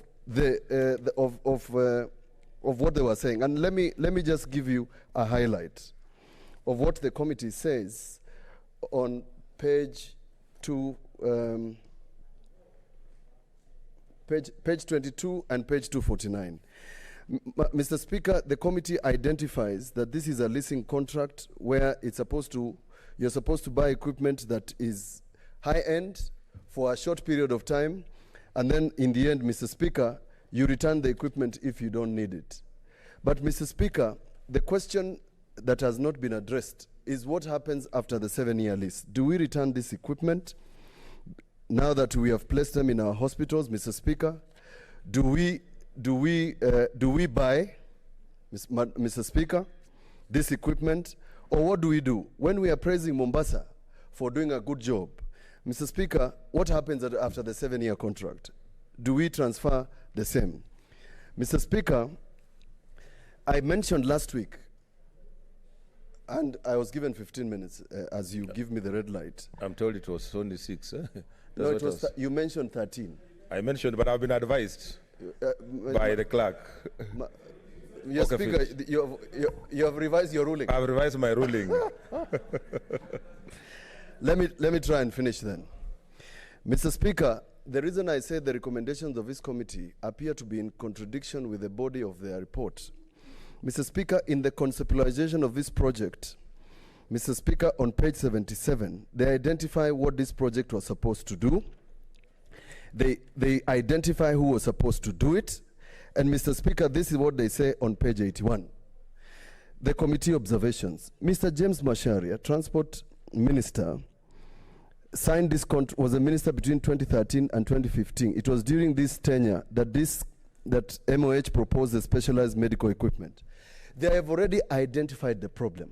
When it comes to the conclusion, they say some officials, public officials, entered into contracts that are not known.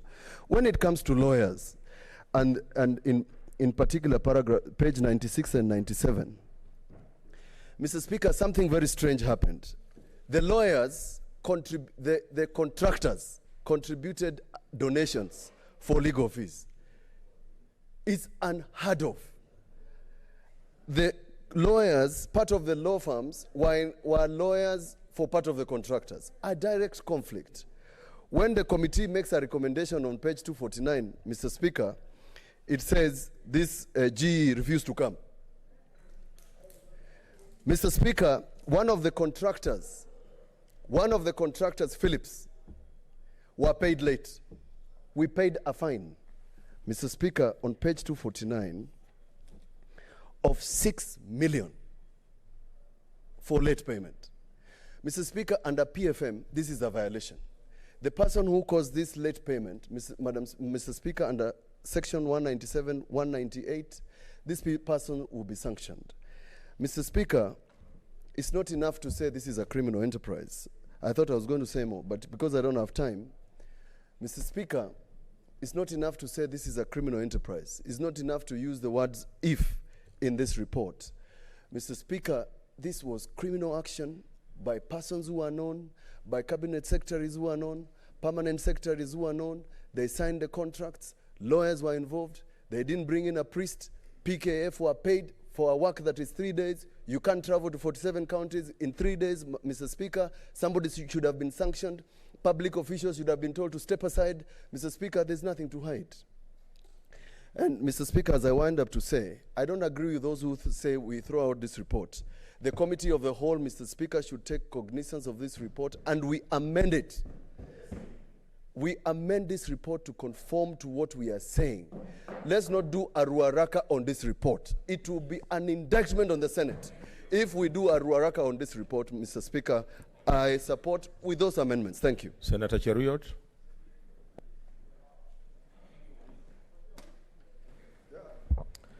Thank you, Mr. Speaker. Mr. Speaker, I wish to make my contribution on this report. Brilliant work done by our colleagues, and we've had opportunity to listen to presentation from the committee itself, and now reactions from colleague senators after having taken time to read through. First of all, Mr. Speaker, I want to commend our colleagues who served in this committee for a good effort, work well done. I have misgivings that I'll later speak about, and areas that I consider to be fatal to the report. But before I get there, Mr. Speaker, I'd wish to take time to appreciate that not many committees go to the depth of issues as this particular committee on leased medical equipment did. They have brought to light various issues that Kenyans have asked themselves over the last 5 or 6 years that this scandal has been around. Mr. Speaker, you do recall, and I say this with a lot of nostalgia, because one time in the year 2015, Mr. Speaker, as a young man going about my duties, there was a function in Kericho County. And amongst the dignitaries that had come that day to grace the occasion were people, colleague senators, some who are still members of this House, who had come to do what most of us do on every other weekend, perform our social welfare duties as citizens of this republic, and speak about one or two things that affect our society. And of particular note to me, Mr. Speaker, is that there was a general heated debate across the country about governors who had refused some machines. At that time, I thought maybe it's a donation, because I wasn't a keen follower of the things that were happening at that time. But as fate will have it, a little, maybe 10, 11 months down the line, I found myself in this House, and that's the time I began to understand the challenges that first our county governments were going through, and also secondly, we as senators were doing at that time. Because the general debate, there was a lot of misinformation about why many governors were refusing to append their signature on these contracts, Mr. Speaker. Mr. Speaker, and I'm glad that this report, I'm not sure, I cannot recall the exact page, but it indicts all the 46 governors, the first-term governors, and leaves out Governor Isaac Ruto, because the rest signed. And all of them, they have given their explanations about why they signed. You know, we've read the ridiculous explanation by Governor for Kakamega. Much as it may look ridiculous, I know at that time, Mr. Speaker, that we were approaching an election, and how it was being explained. You know, Mr. Speaker, this is Kenya, and Kenyans are peculiar people. Many of the times that they are minimalist in their expectations of issues and how they appreciate different issues. It's either that you're yes or no. I think this is a product of maybe 2005 debate on referendum, where since that time, Kenyans have always known all our debates to be about a yes or no. Just like the current debate, say, on the Building Bridges initiative, where despite the fact that there may be general consensus that there are things that you need to review, we're all being boxed into a situation. You either support or you don't. It's a very bad culture within our country. And I sympathize. I say that to say this, that many of our governors found themselves in a situation where you're either signing so that people in your county access medical services, or you're sending people to die in our public hospitals. And it is under that cloud that many of our governors went on to sign. Of course, that is not to excuse their behavior, because they should have behaved like their colleague, then Governor for Bomet, Governor Isaac Ruto, who stuck to his guns and said, my conscience cannot allow me to sign these things that are being done here. And therefore, what this committee has done, reading through the report from the annexures all the way to exposing how the project was conceptualized, Mr. Speaker. Mr. Speaker, allow me to spend a minute in explaining that this project, this is one of the most poorly conceptualized public procurement projects in the Republic of this country, Mr. Speaker, because the first point of call, if you want to buy equipment for county governments, surely, how do you sit at Afia House and make decisions on behalf? I can bet you, Mr. Speaker, that because you know how people are employed in this country, perhaps the people who sat in that boardroom meeting have never crossed River China, maybe to the left, and maybe not beyond, anywhere beyond Machakos town. And they are making decisions on behalf of people in Hola, on behalf of people in Lodwar, on behalf of people in Kericho, on behalf of people in Seme Kisumu. You know, if the conception of this project was properly guided, then the first cardinal rule that will have been observed, Mr. Speaker, is to ensure that you have a buy-in of all our county governments, so that you do a needs assessment course of what are the specific needs that each and every part of the country has. We know that the kind of diseases that the people of Kisumu battle are not similar to what we battle in Kericho. And even in Kericho, a county the county that I represent, I know that different parts of a county battle different kinds of diseases at different times. Therefore, it's not a one soup where you can sit in Nairobi and say, oh, I want to supply the whole country with radiology machines and dialysis machine and that kind of conceptualization. It is clear from the onset at conceptualization, Mr. Speaker, that this was all about making money.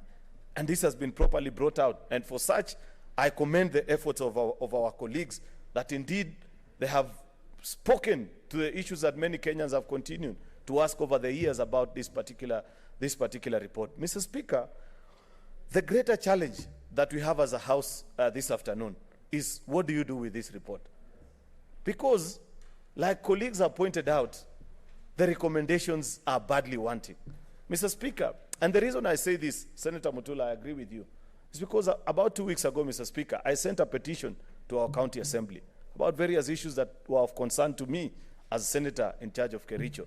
And when the recommendations came back, they were just as generic as what is in this report. We are recommending DCI, we are recommending EACC. Fortunately, Mr. Speaker, the clerk at the County Assembly of Kericho who worked on the report, I took time to call them because they're somebody who's known to me. This is somebody who we went to school together. And I asked them, why would you recommend such? They said, but you must appreciate, Senator, that many of our reports, we draw the context and the wording from the reports that you produce in Parliament and at the Senate. Therefore, Mr. Speaker, we must do something that radically departs from what we are used to generally.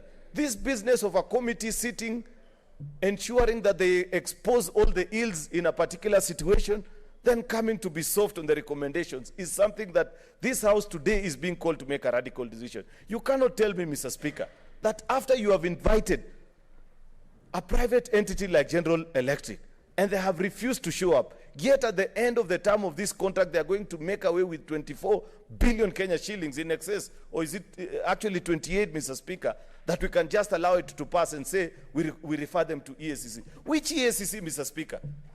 The same EACC that for the last 6 or 7 years has not been able to prosecute the people who painted containers in green and white and dumped them in Mombasa and told us that those were mobile clinics. We've got to be serious as a House. And the options that are with us are quite limited, Mr. Speaker. You will recall, Mr. Speaker, that I brought before you an amendment. And it's not something, I don't want to revisit the ruling of the Speaker. I'm well guided, Mr. Speaker. But recall that on that day I said, if I'm not allowed to prosecute my amendment, then I'll be forced to make a very difficult decision about this report, because I know if I pass it as it is, it's a pat on the back of the thieves that have executed this particular contract, Mr. Speaker. It's unfortunate, but I call upon our colleagues to think through and let us make a decision that Kenya will eventually be proud of. I do not mind even waiting on decision-making on this particular report, Mr. Speaker, because if it goes as it is, the companies that have been mentioned here, Mr. Speaker, they are not just ordinary people. A company that does business with government of Kenya and is given business worth 28 billion is not just business that you're given by a procurement officer. I dare say that's not business that you can be even given just by a cabinet secretary. That is big business.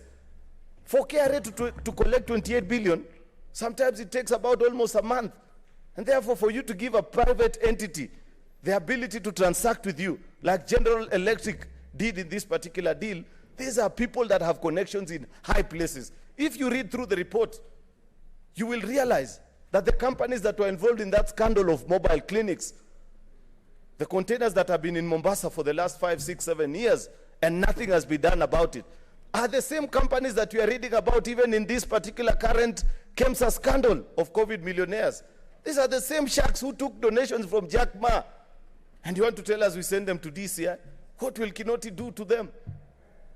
It is only us as Parliament that can make a decision with finality on what to do with these particular people, Mr. Speaker. And therefore, I am being forced to make a difficult decision, Mr. Speaker, this afternoon, to think, because time. Mr. Speaker. Senator Murkomen, why are you causing a lot of excitement with your entry? Senator Cheriot. You remember, Mr. Speaker, I had mentioned something about certain senators who visited my county. I need not say more, Mr. Speaker, at that particular time. But some of them have just walked in, Mr. Speaker. And forced Governor Chepkwony that if he doesn't sign, he will face the music come 2017. So, Mr. Speaker, I'm speaking to the issues that have been brought before us. That as a House of Parliament, we must make a decision. We must vary this business of referring people back to EACC and DCI. You must name public officials. The Attorney General who came before us and gave this committee, because I took time sometimes to watch some of the submissions that were brought, that on one day he came and said, I never signed this contract. On another day he said, oh, I did it, but under duress. He must explain this. You were duty bound as a committee to ask AG Githu Muigai to tell this House, who is it that forced his hand to sign this particular contract? If you don't expose it, for sure, you're making it a joke. C.S. Mailu, a good gentleman, appeared before this committee. He sat where Senator Kabaka is seated today and told the House that a PS told him that those contract documents are state secrets, that for the 2 or 3 years that he was Minister for Health, he never saw them. Yet that PS hasn't been indicted in this report. Honestly, good people, when you tell us that you want to refer the same people to EACC and DCI, and you make general comments about it, aren't we just handing another eating expedition to the officials of this EACC and DCI? Because we live in Kenya and we know what will happen. If as Parliament we want to be serious with it, the options are before us. Either we have a stay on the decision until we make a decision on how do we enlarge, now that the window for making amendments has been stopped, or even, Mr. Speaker, I do not mind exercising Standing Order number 58, waiting for another 6 months as this report is in purgatory, as we draft, one, what to do with these public officials that have been named, how you bar. You know, General Electric in Boston, the headquarters of this world conglomerate, they need to know that their subsidiary in East Africa involves itself in corrupt practices. And when they are called to account before Parliament, they refuse. I do not mind to wait for 6 months, Mr. Speaker. If that decision is a decision that I need to make today and put a hold, either by abstaining, voting no, but until the right decision is made on the recommendations, Mr. Speaker, I find it hard to support in the current context as things are, Mr. Speaker. I call upon my colleagues to think through with it, perhaps in the next few minutes as we debate. Let people coalesce, let us be given options, but supporting it in the current format, I am afraid, Mr. Speaker, is not an option that is available consult to in me. low tones. Consult in low tones. Mr. Speaker, finally, because I know many of our colleagues want to speak on this particular issue, I've said that Section 58 of our standing orders is one of the options that I want to consider as I make decision on this. The final thing that I want to speak, there are a few challenges on how you guide this project home, because, you know, Senator Mutula, apart from just being granted an opportunity to exercise authority of people who have misappropriated funds, we are also the leaders of this country. There is nowhere where we expect a decision to be made. This mess has happened. We can deal with the thugs who misled Kenyans into getting into this arrangement, but as well appreciate that if I go, because I was in Kericho County Referral Hospital about a month ago, and I saw the usefulness of some of these equipments, the small contractual disputes that exist, surely, can't we have a technical committee advising on what do you do? For example, you read through the report that there are counties that since 3 or 4 years ago, when they received radiology and dialysis machines, they kept them somewhere. Isiolo, Uasin Gishu, Trans Nzoia. We've got to make a decision as a House and say, how do we get this project to its completion as well? What's your intervention? We can separate. Thank you, Mr. Speaker. Mr. Speaker, I hate to interrupt Senator Cheriot, but I need your guidance. Mr. Speaker, if you could guide. If you heard what Senator Mutula said, what Senator Cheriot is saying, is that we're heading towards a place where a decision must be made. And Mr. Speaker, you've not even heard what I've said. Wait. What's wrong with the letter? Mr. Speaker, a question was asked last week. And you need, even as the debate continues, to guide. the manner in which amendments can be proposed. Because, Mr. Speaker, to date, this committee has sat for more than 8 months, spent more than 11.4 million, actually 11,462,000 on this work. And based on what the report looks like, it will either be failed completely or passed as it is, yet many members, and the feeling that we're seeing, would want to recommend certain well-considered amendments. I seek, during the course of this debate, that, Mr. Speaker, you can be able to guide on whether and how that can be done. Thank you, Mr. Speaker. You know, there are only two ways that you will do it. One, there is already an amendment which is with me here, which will be read, and then of course we'll go through the normal procedure. And the second way is to vote. That's how we have been determining matters in the House. So I think once the amendment is brought on board, then the House will vote. And so in the meantime, let us continue with the debate. Mr. Speaker. Okay, yeah. Mr. Speaker, of course I know how this is done. I've been in this House. But I'm just saying, because you know, you're ruled the other time that there's certain amendments you refused and you said you'd tell us in future. Why? So what I am understanding, and thank you very much, Mr. Speaker, is that we are all at liberty, just as in the formula for doing the motion, we all brought amendments at different stages, that we can still bring amendments in the course of the debate. That is the only clarity I wanted, and I thank you for being very clear. That's what I told you, that the amendment, one amendment is already here. Yeah, and this was approved earlier on. Okay, Senator Cheriot, wind up. Mr. Speaker, in concluding, there are 2 points that I don't want my colleagues to lose me on. Point number one is that this report, as it is on the page of recommendation, is non-satisfactory. It cannot be supported as it is. I have given my way out. I have said the two things that I aim to achieve out of that 11.4 million of taxpayers that have been spent is, one, nail the culprits, but two, second and most importantly, because we live in this country and there's nobody else who will make decisions for Kenyans. There's nobody else who will rescue your counties to ensure that they at least, it's difficult to get value from money out of this project, but at least get the services.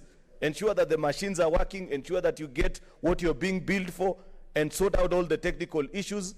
That is something that this report now has completely failed to address. How you guide the project home, how you ensure that all the technical issues that are being raised by colleagues here, where certain counties, after signing on the contract, have not gone ahead to build the spaces where these equipments can be used.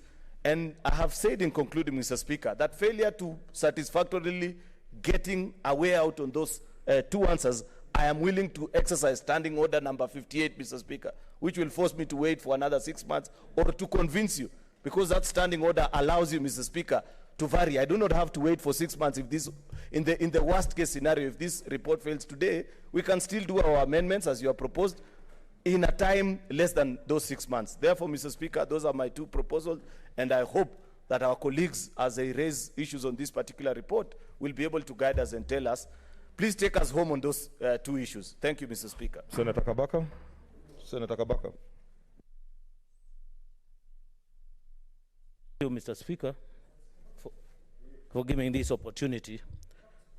Yes. To an amendment to the Lekina, this is a moving an amendment. Yes. Mr. Speaker, a lot has been said about this report, and at the preliminary level or stage, I wish to say that what lawyers say, parties are bound by their own pleadings.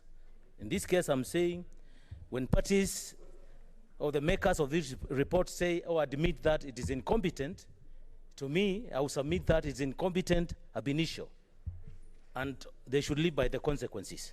I'm not going to tell them what to do. They know better. Mr. Speaker, having seen this report and with his own iniquities, Mr. Speaker, I need to move, I beg to move an amendment by deleting the full stop at the end and inserting the following words. Where? I'm moving there. I'm moving here, Junior. I can give you a copy if you want. Yes. Give me a minute, Mr. Speaker. I'm moving first to paragraph 5, 6, 7, and on pages 9 and 10 of the report, I repeat, I'm saying, number one, I want the following to be amended. That is paragraphs 5, 6, and 7. Mr. Speaker, on pages 9 and 10, for those who have the report, you can refer to the same. Of course, that deals with the overall committee's recommendation to the Ministry of Health submission. Yes, it is. Which page?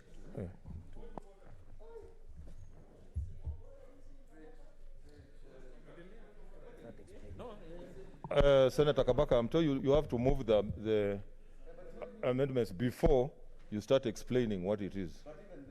Yes, Senator Junior.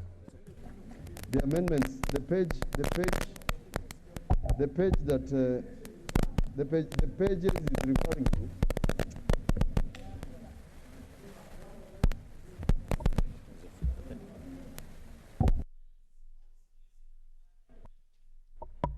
Mr. Speaker, the pages that my good friend is reading is actually the preface. Is amending the preface of the report. So there's no paragraph 5 on page 9. That's what I was trying to correct, and you can't remove a full stop before you read the sentence. I'm trying to understand.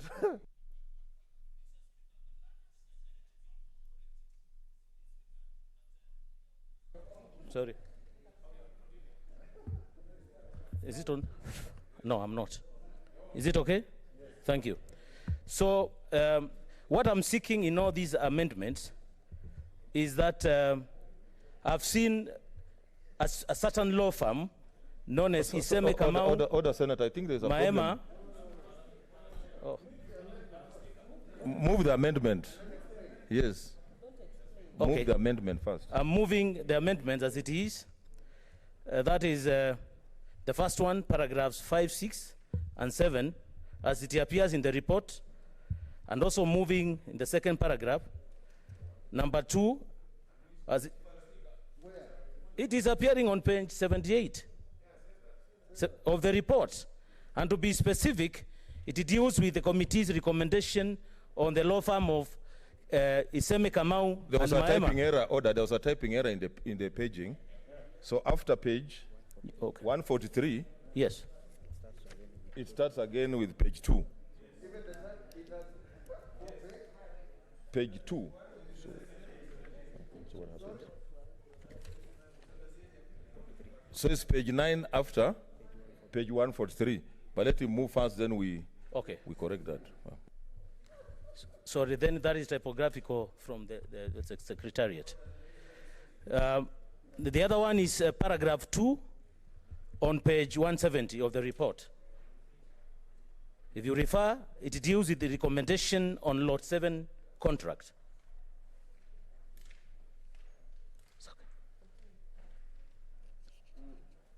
Those are the recommendations which I am seeking, I'm moving to be amended.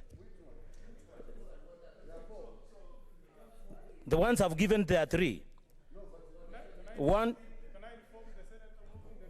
Yes, Senator Omogeni, what is your... Thank you, Mr. Speaker. I think, Mr. Speaker... Thank you. I think, Mr. Speaker, the text as I just wanted to inform the senator who is moving the amendment that so that he can carry along the senators, he needs to make reference to page 9, which begins after page 143, Mr. Speaker. The renaming of the report starts afresh from page 2, 3, all through up to page 9. So he needs to inform members that he's moving to delete paragraph 5, 6, 7 appearing on page 9 and 10 of the report so that he's able to move along with the senators. So, just a minute. So I think the confusion being created, Mr. Speaker, in the House is that members are making reference to the preface of the report and not to the recommendations appearing after page 143. And I think that is the amendment that the Senator for Machakos is moving. This Senator Mtula Jr. Allow me to help. Mr. Speaker, in proper... Let's consult in law tones so that we are proper on the same. procedure, if you have a document that has continuous pagination,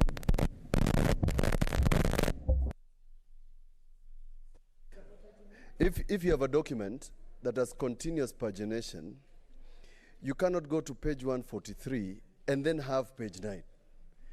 What the Secretariat should have done is allow this document to be renumbered.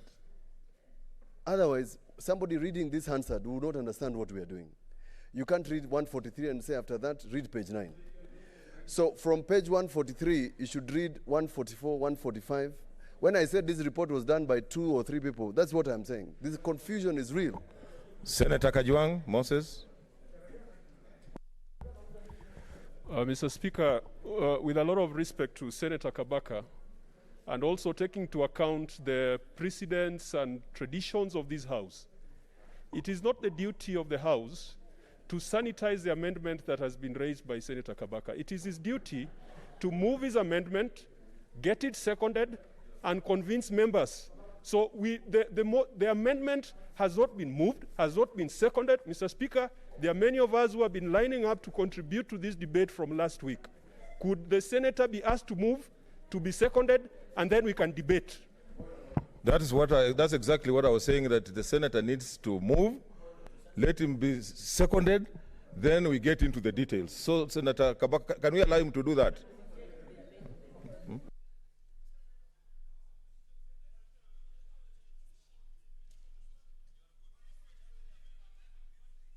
Yes, Senator Sakaja. Okay, this is Senator Sakaja. You know, Mr. Speaker, a member, according to the standing orders, can move an amendment.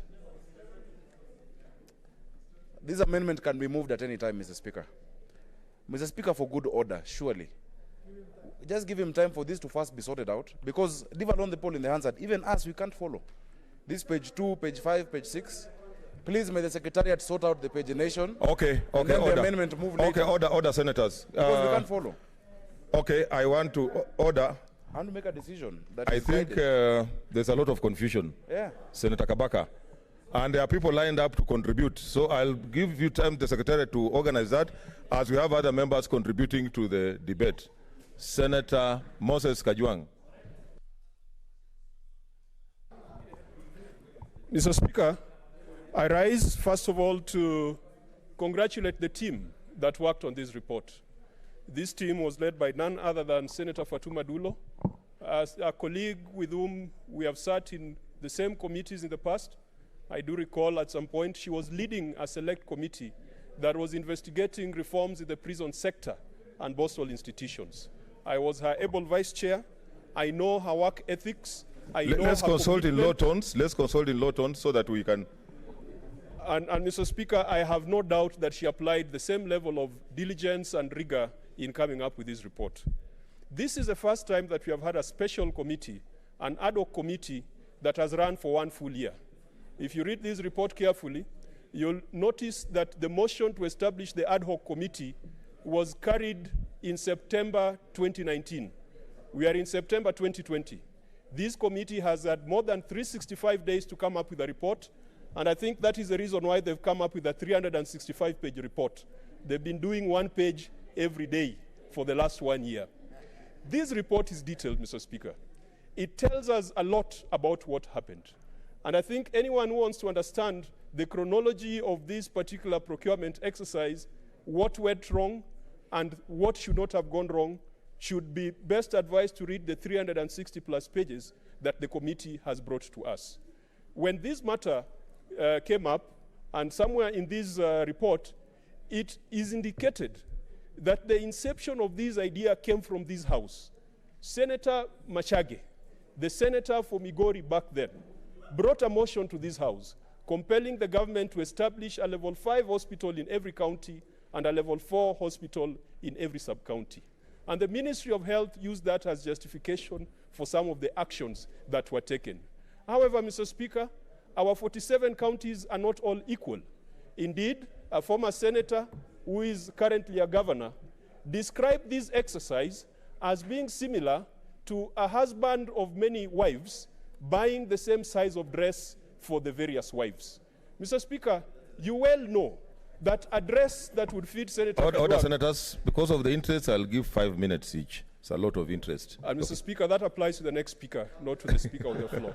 I'll give you 6. That has I'll been the give you history, 6. The tradition in this House.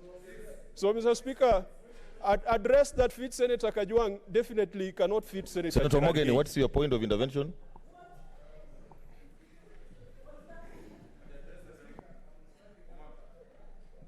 That's dangerous grounds.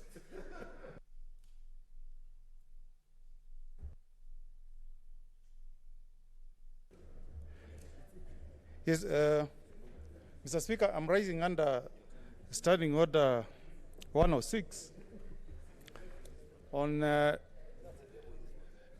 limitation of debate. Mr. Speaker, this matter is very, very important to most of us. We have been on this issue of mess equipment for a very long time. And Mr. Speaker, under Standing Order number 106, senators are supposed to speak for a period of not less than 20 minutes on motions or on reports of committee. And the standing order is very clear, Mr. Speaker, that any limitation of time to speak can only be done under Standing Order 3 if it is done before debate has commenced. On the matter that is before us, Mr. Speaker, debate has already commenced. Senator Mutula has spoken. Senator Kabaka is on the floor with an amendment, and it is unprocedural and contrary to Standing Order 106 to order limitations of time allocated to senators at this stage. Mr. Speaker, these standing orders have the force of the Constitution. This is a house of debate, Mr. Speaker, and we require adequate time to ventilate and debate on critical issues like the matter that is before the House.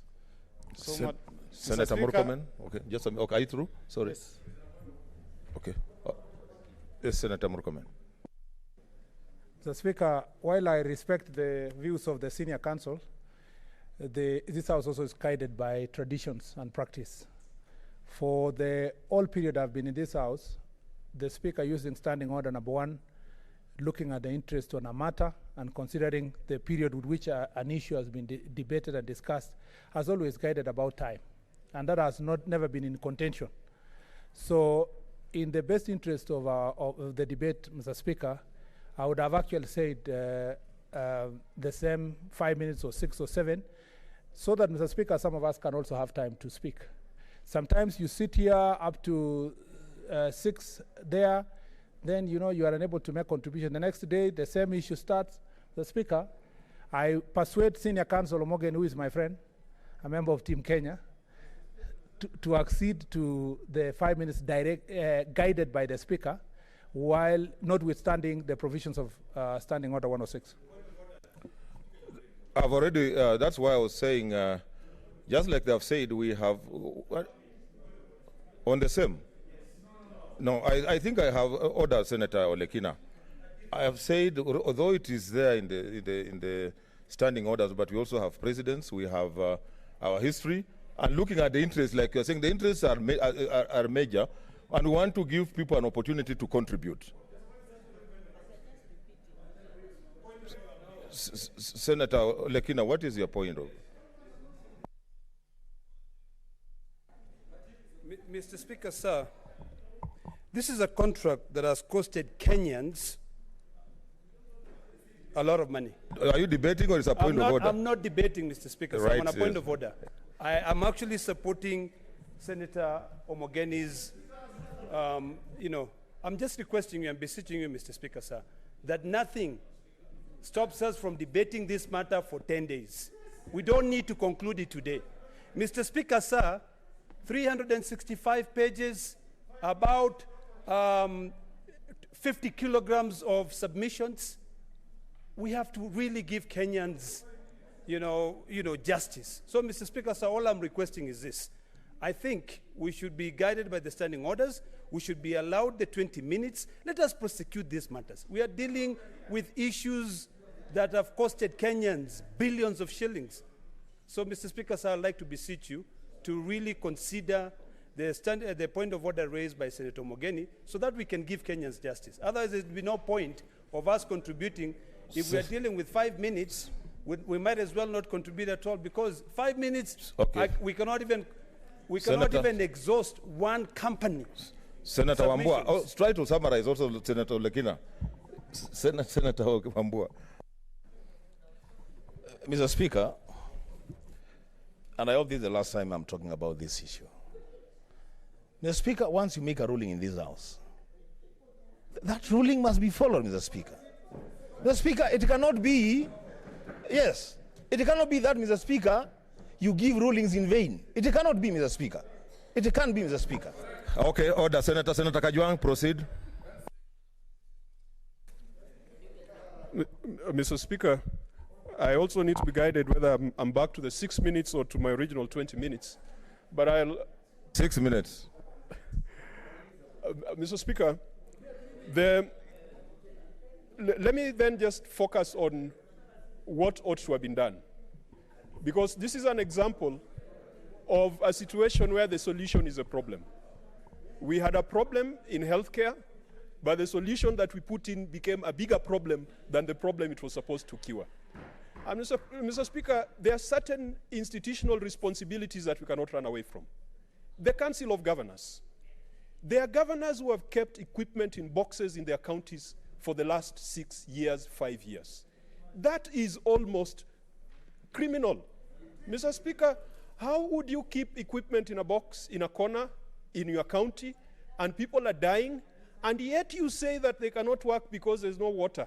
When we went to Samburu, we were told there was no water in the hospital, and that's why the equipment was not working.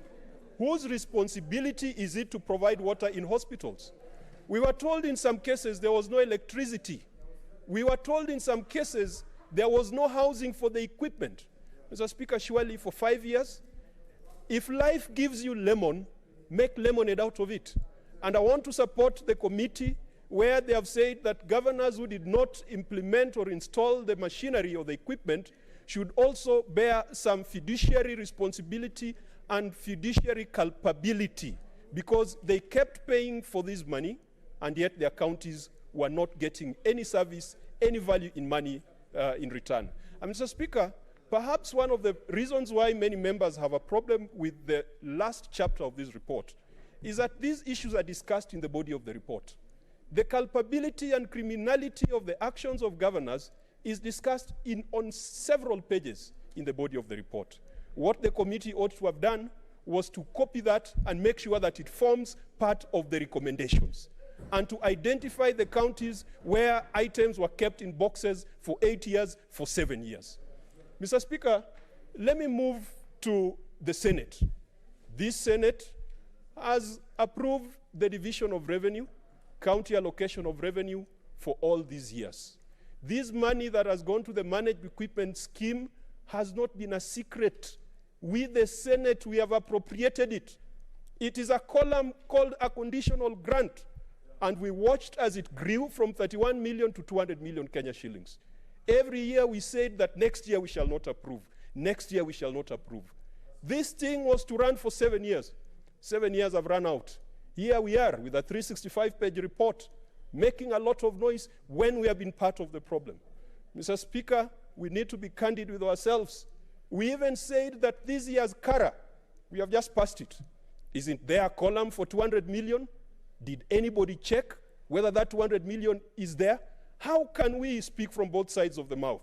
Criticize the government for putting 200 million shillings per county, and on the same day, in the same afternoon, pass CARA with those amounts. We have failed the nation.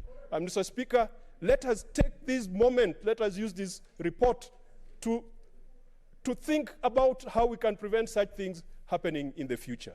That mistake has been made by the executive, has been made by the governors, has been made by the Senate, and has been made by the county assemblies. Mr. Speaker, in many of our counties, and I went to about 4 or 5 counties when I was the chair of Public Accounts Committee, The county assemblies have never interrogated the utilization of the equipment that has been sent to their counties, and yet their counties continue to pay money.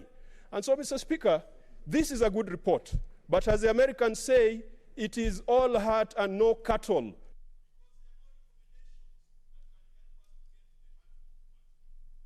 Senator Kimani Wamatangi.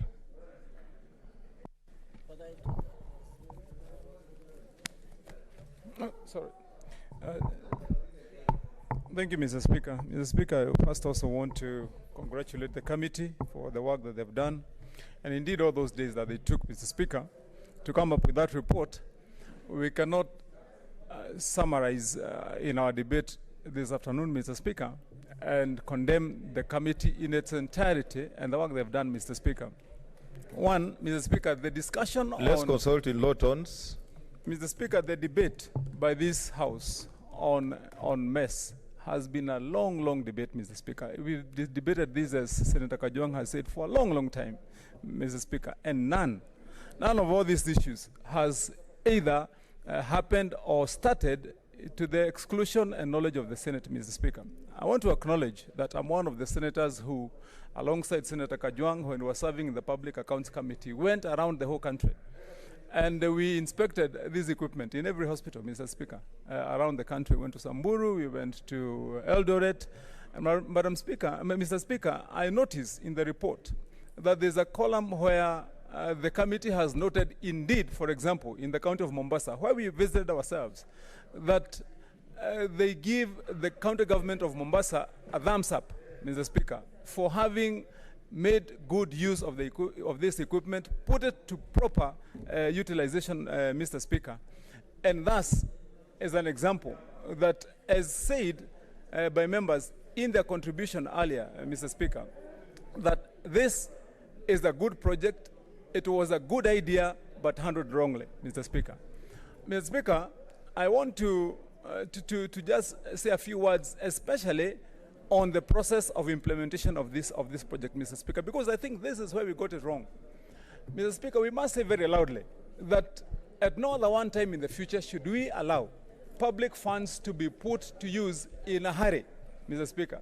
The kind of haste that was witnessed when this project was conceptualized, when this equipment was distributed, Mr. Speaker, the lack of inclusion, Mr. Speaker, in this discussion. For example, Mr. Speaker, what does Article 96 then mean to this House or to the country in the Constitution if, for example, in such a project of such magnitude, the Senate is not included, Mr. Speaker?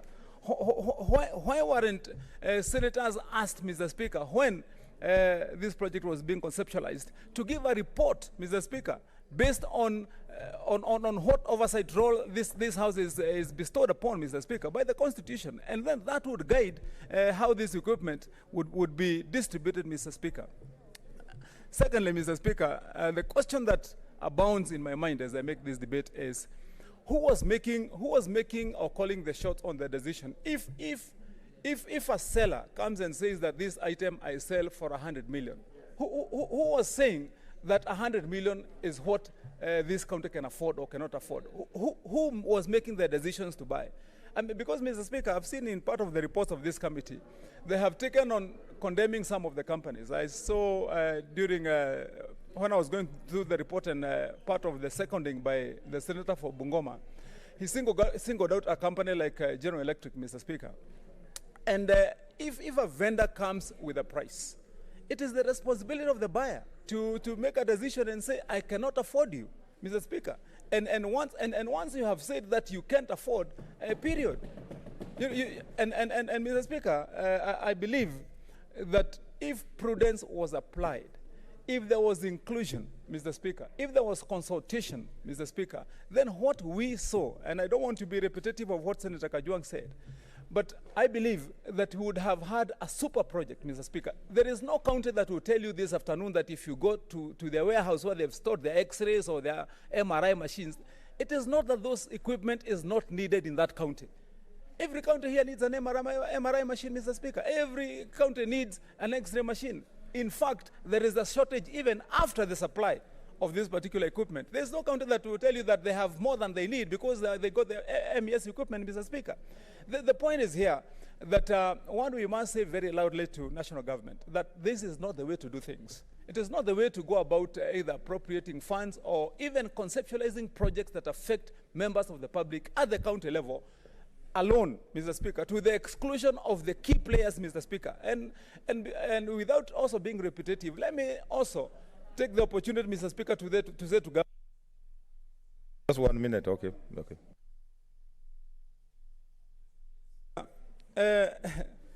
Mr. Speaker, protect me from Senator Chair again, Mr. Speaker. I don't know why he picked You are this. protected. Proceed. I don't know why he picked this word deep state, Mr. Speaker, because when I speak, he says that I'm this deep state, Mr. Speaker. I'm the senator for Kiambu. Mr. Speaker, I wanted to say to governors that it behooves them, Mr. Speaker, to take responsibility in the actions or within the actions that happen within the county. They cannot sit behind there and start crying out loud that they were brought equipment that they must take, Mr. Speaker. Who said they must take? They would have said, we cannot take this equipment, Mr. Speaker. And lastly, Mr. Speaker, let me commend, Mr. Speaker, those few counties that took this project and this equipment and did what they did. I would largely agree, and I'm waiting for when the senator for Machakos brings up his amendment, Mr. Speaker, because also in the report, we must be fair. We cannot condemn all and sundry when some of them are providing services that they're supposed to provide, Mr. Speaker, like lawyers, Mr. Speaker, like suppliers, Mr. Speaker. When you ask to supply something and you've been given an LPO, you go and supply. If you've given a price or an LPO, then you give what you've been. Okay, Senator Olekina.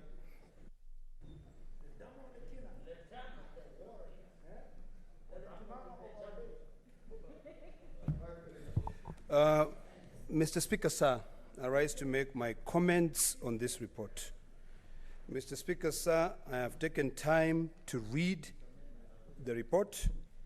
I've also taken time to read the submissions of the contractors, and I've also taken time to look at the content of this report. And with the way this report has been drafted, I fully do not support it. I don't support it for the following reasons.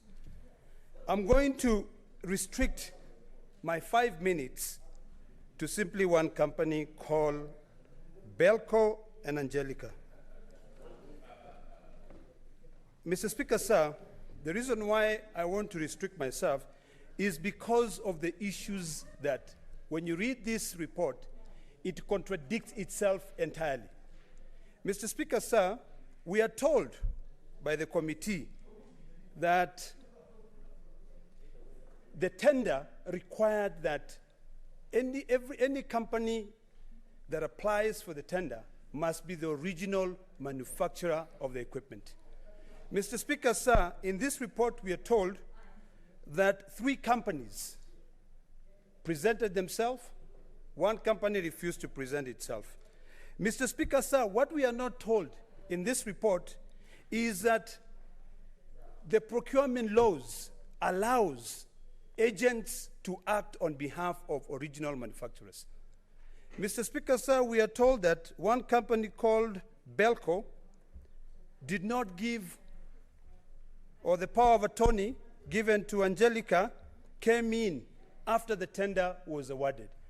But in the submissions, Mr. Speaker, sir, and also the documents which are supplied, there is a letter dated 25th November 2014, that was before the contract was awarded, that identified Angelica as the sole agent for Belco. Mr. Speaker, sir, we are also told that the committee was presented with a power of attorney that was signed after the contract had been awarded. But what we are not told is that this letter that was written to the Ministry of Health and addressed to the PS was sent way before to show the relationship between the 2 companies. What's your point of order, Senator Wambua? The Speaker, is it in order for Senator Olekina to mislead this House that there are letters that were written by Angelica to the Ministry of Health on the issue of the power of attorney, which letters, yes, but those letters were not made available to the committee. How was the committee supposed to know that the letters were written? Secondly, Mr. Speaker, the position of the committee, and it's on record, is that the people invited for the contract were original manufacturers of medical equipment. Angelica is not. And the only exception was, if you are going to be invited to bid, they had to present a letter of attorney from the original manufacturers of equipment. Thank you, Mr. Speaker. Mr. Speaker, sir, my good friend, Senator Wambua. Yes, what's your point of order, Senator Orengo? There's another point of order. Mr. Speaker, since you had said we have got very limited time, 5 minutes, and I'm just rising on the foot of the Honorable Senator for Kitui. You know, he was a member of the committee, and probably what he knows is a lot more than we know, but we have only the report to go by, so that if there are any factual contradictions, the mover can, when replying, react to them. But if every time somebody says something, you stand up and say it is wrong, when the whole evidence is not here, they should have carried the books here, then we would be able, Okay, Senator. Mr. Speaker, sir, I appreciate that, but I just wanted to clarify one thing. There's nowhere in my submission that I said that the company called Angelica wrote to the committee. What I said is that there are letters which were written by a company called Belco, stating clearly that Angelica was their sole agent in this country. Mr. Speaker, sir, we are also told in this report that the equipments which were supplied by Belco were locked to only use reagents and consumables from Belco. Mr. Speaker, sir, I took my time and I called a few companies because it is written in this report. Mr. Speaker, sir, I can go to the page which is written. In this report, the report contradicts itself. It says that the equipments which were supplied by one company were locked. It's almost like Safaricom selling their own phones and only allowing their SIM cards to be used.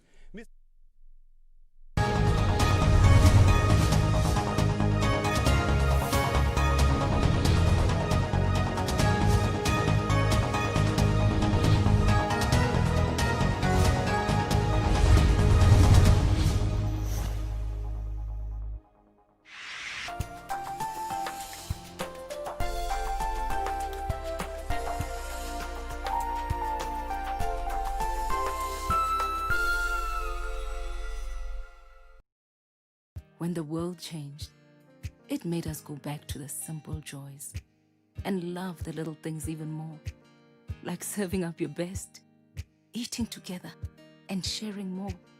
Now, we'll take nothing for granted and always remember to taste the simple joys.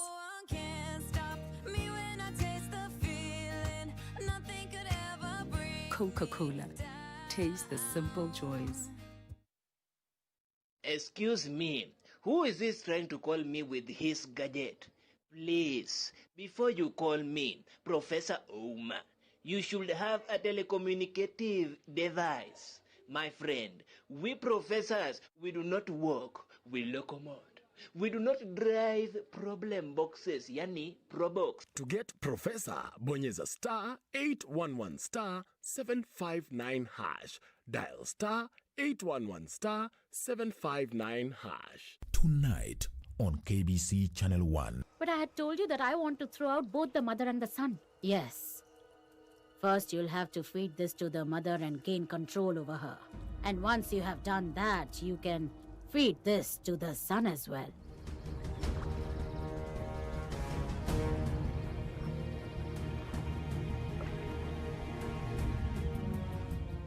When did I say that it is my willpower to stop the poison from spreading.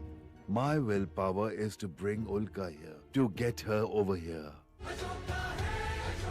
Next on. Gosh, I can't deny the fact that you got the perfect spot. Come on. Every day we are go fight. I think it's best that you forget me. Only you, only you, only you.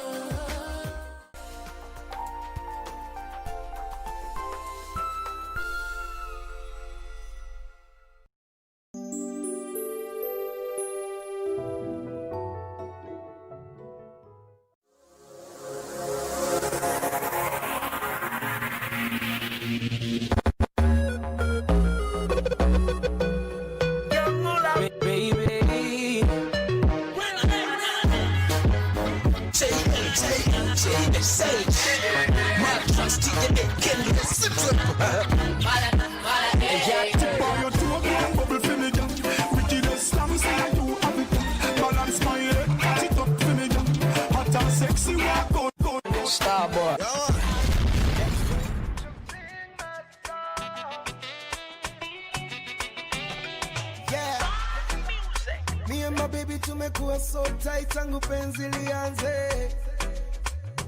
Everything so sweet, nice, everything lovely. Unfortunately, something's changing recently. Ilibidi ni trouble for nikitafuta salary. And now I'm missing my didn't want to leave you alone.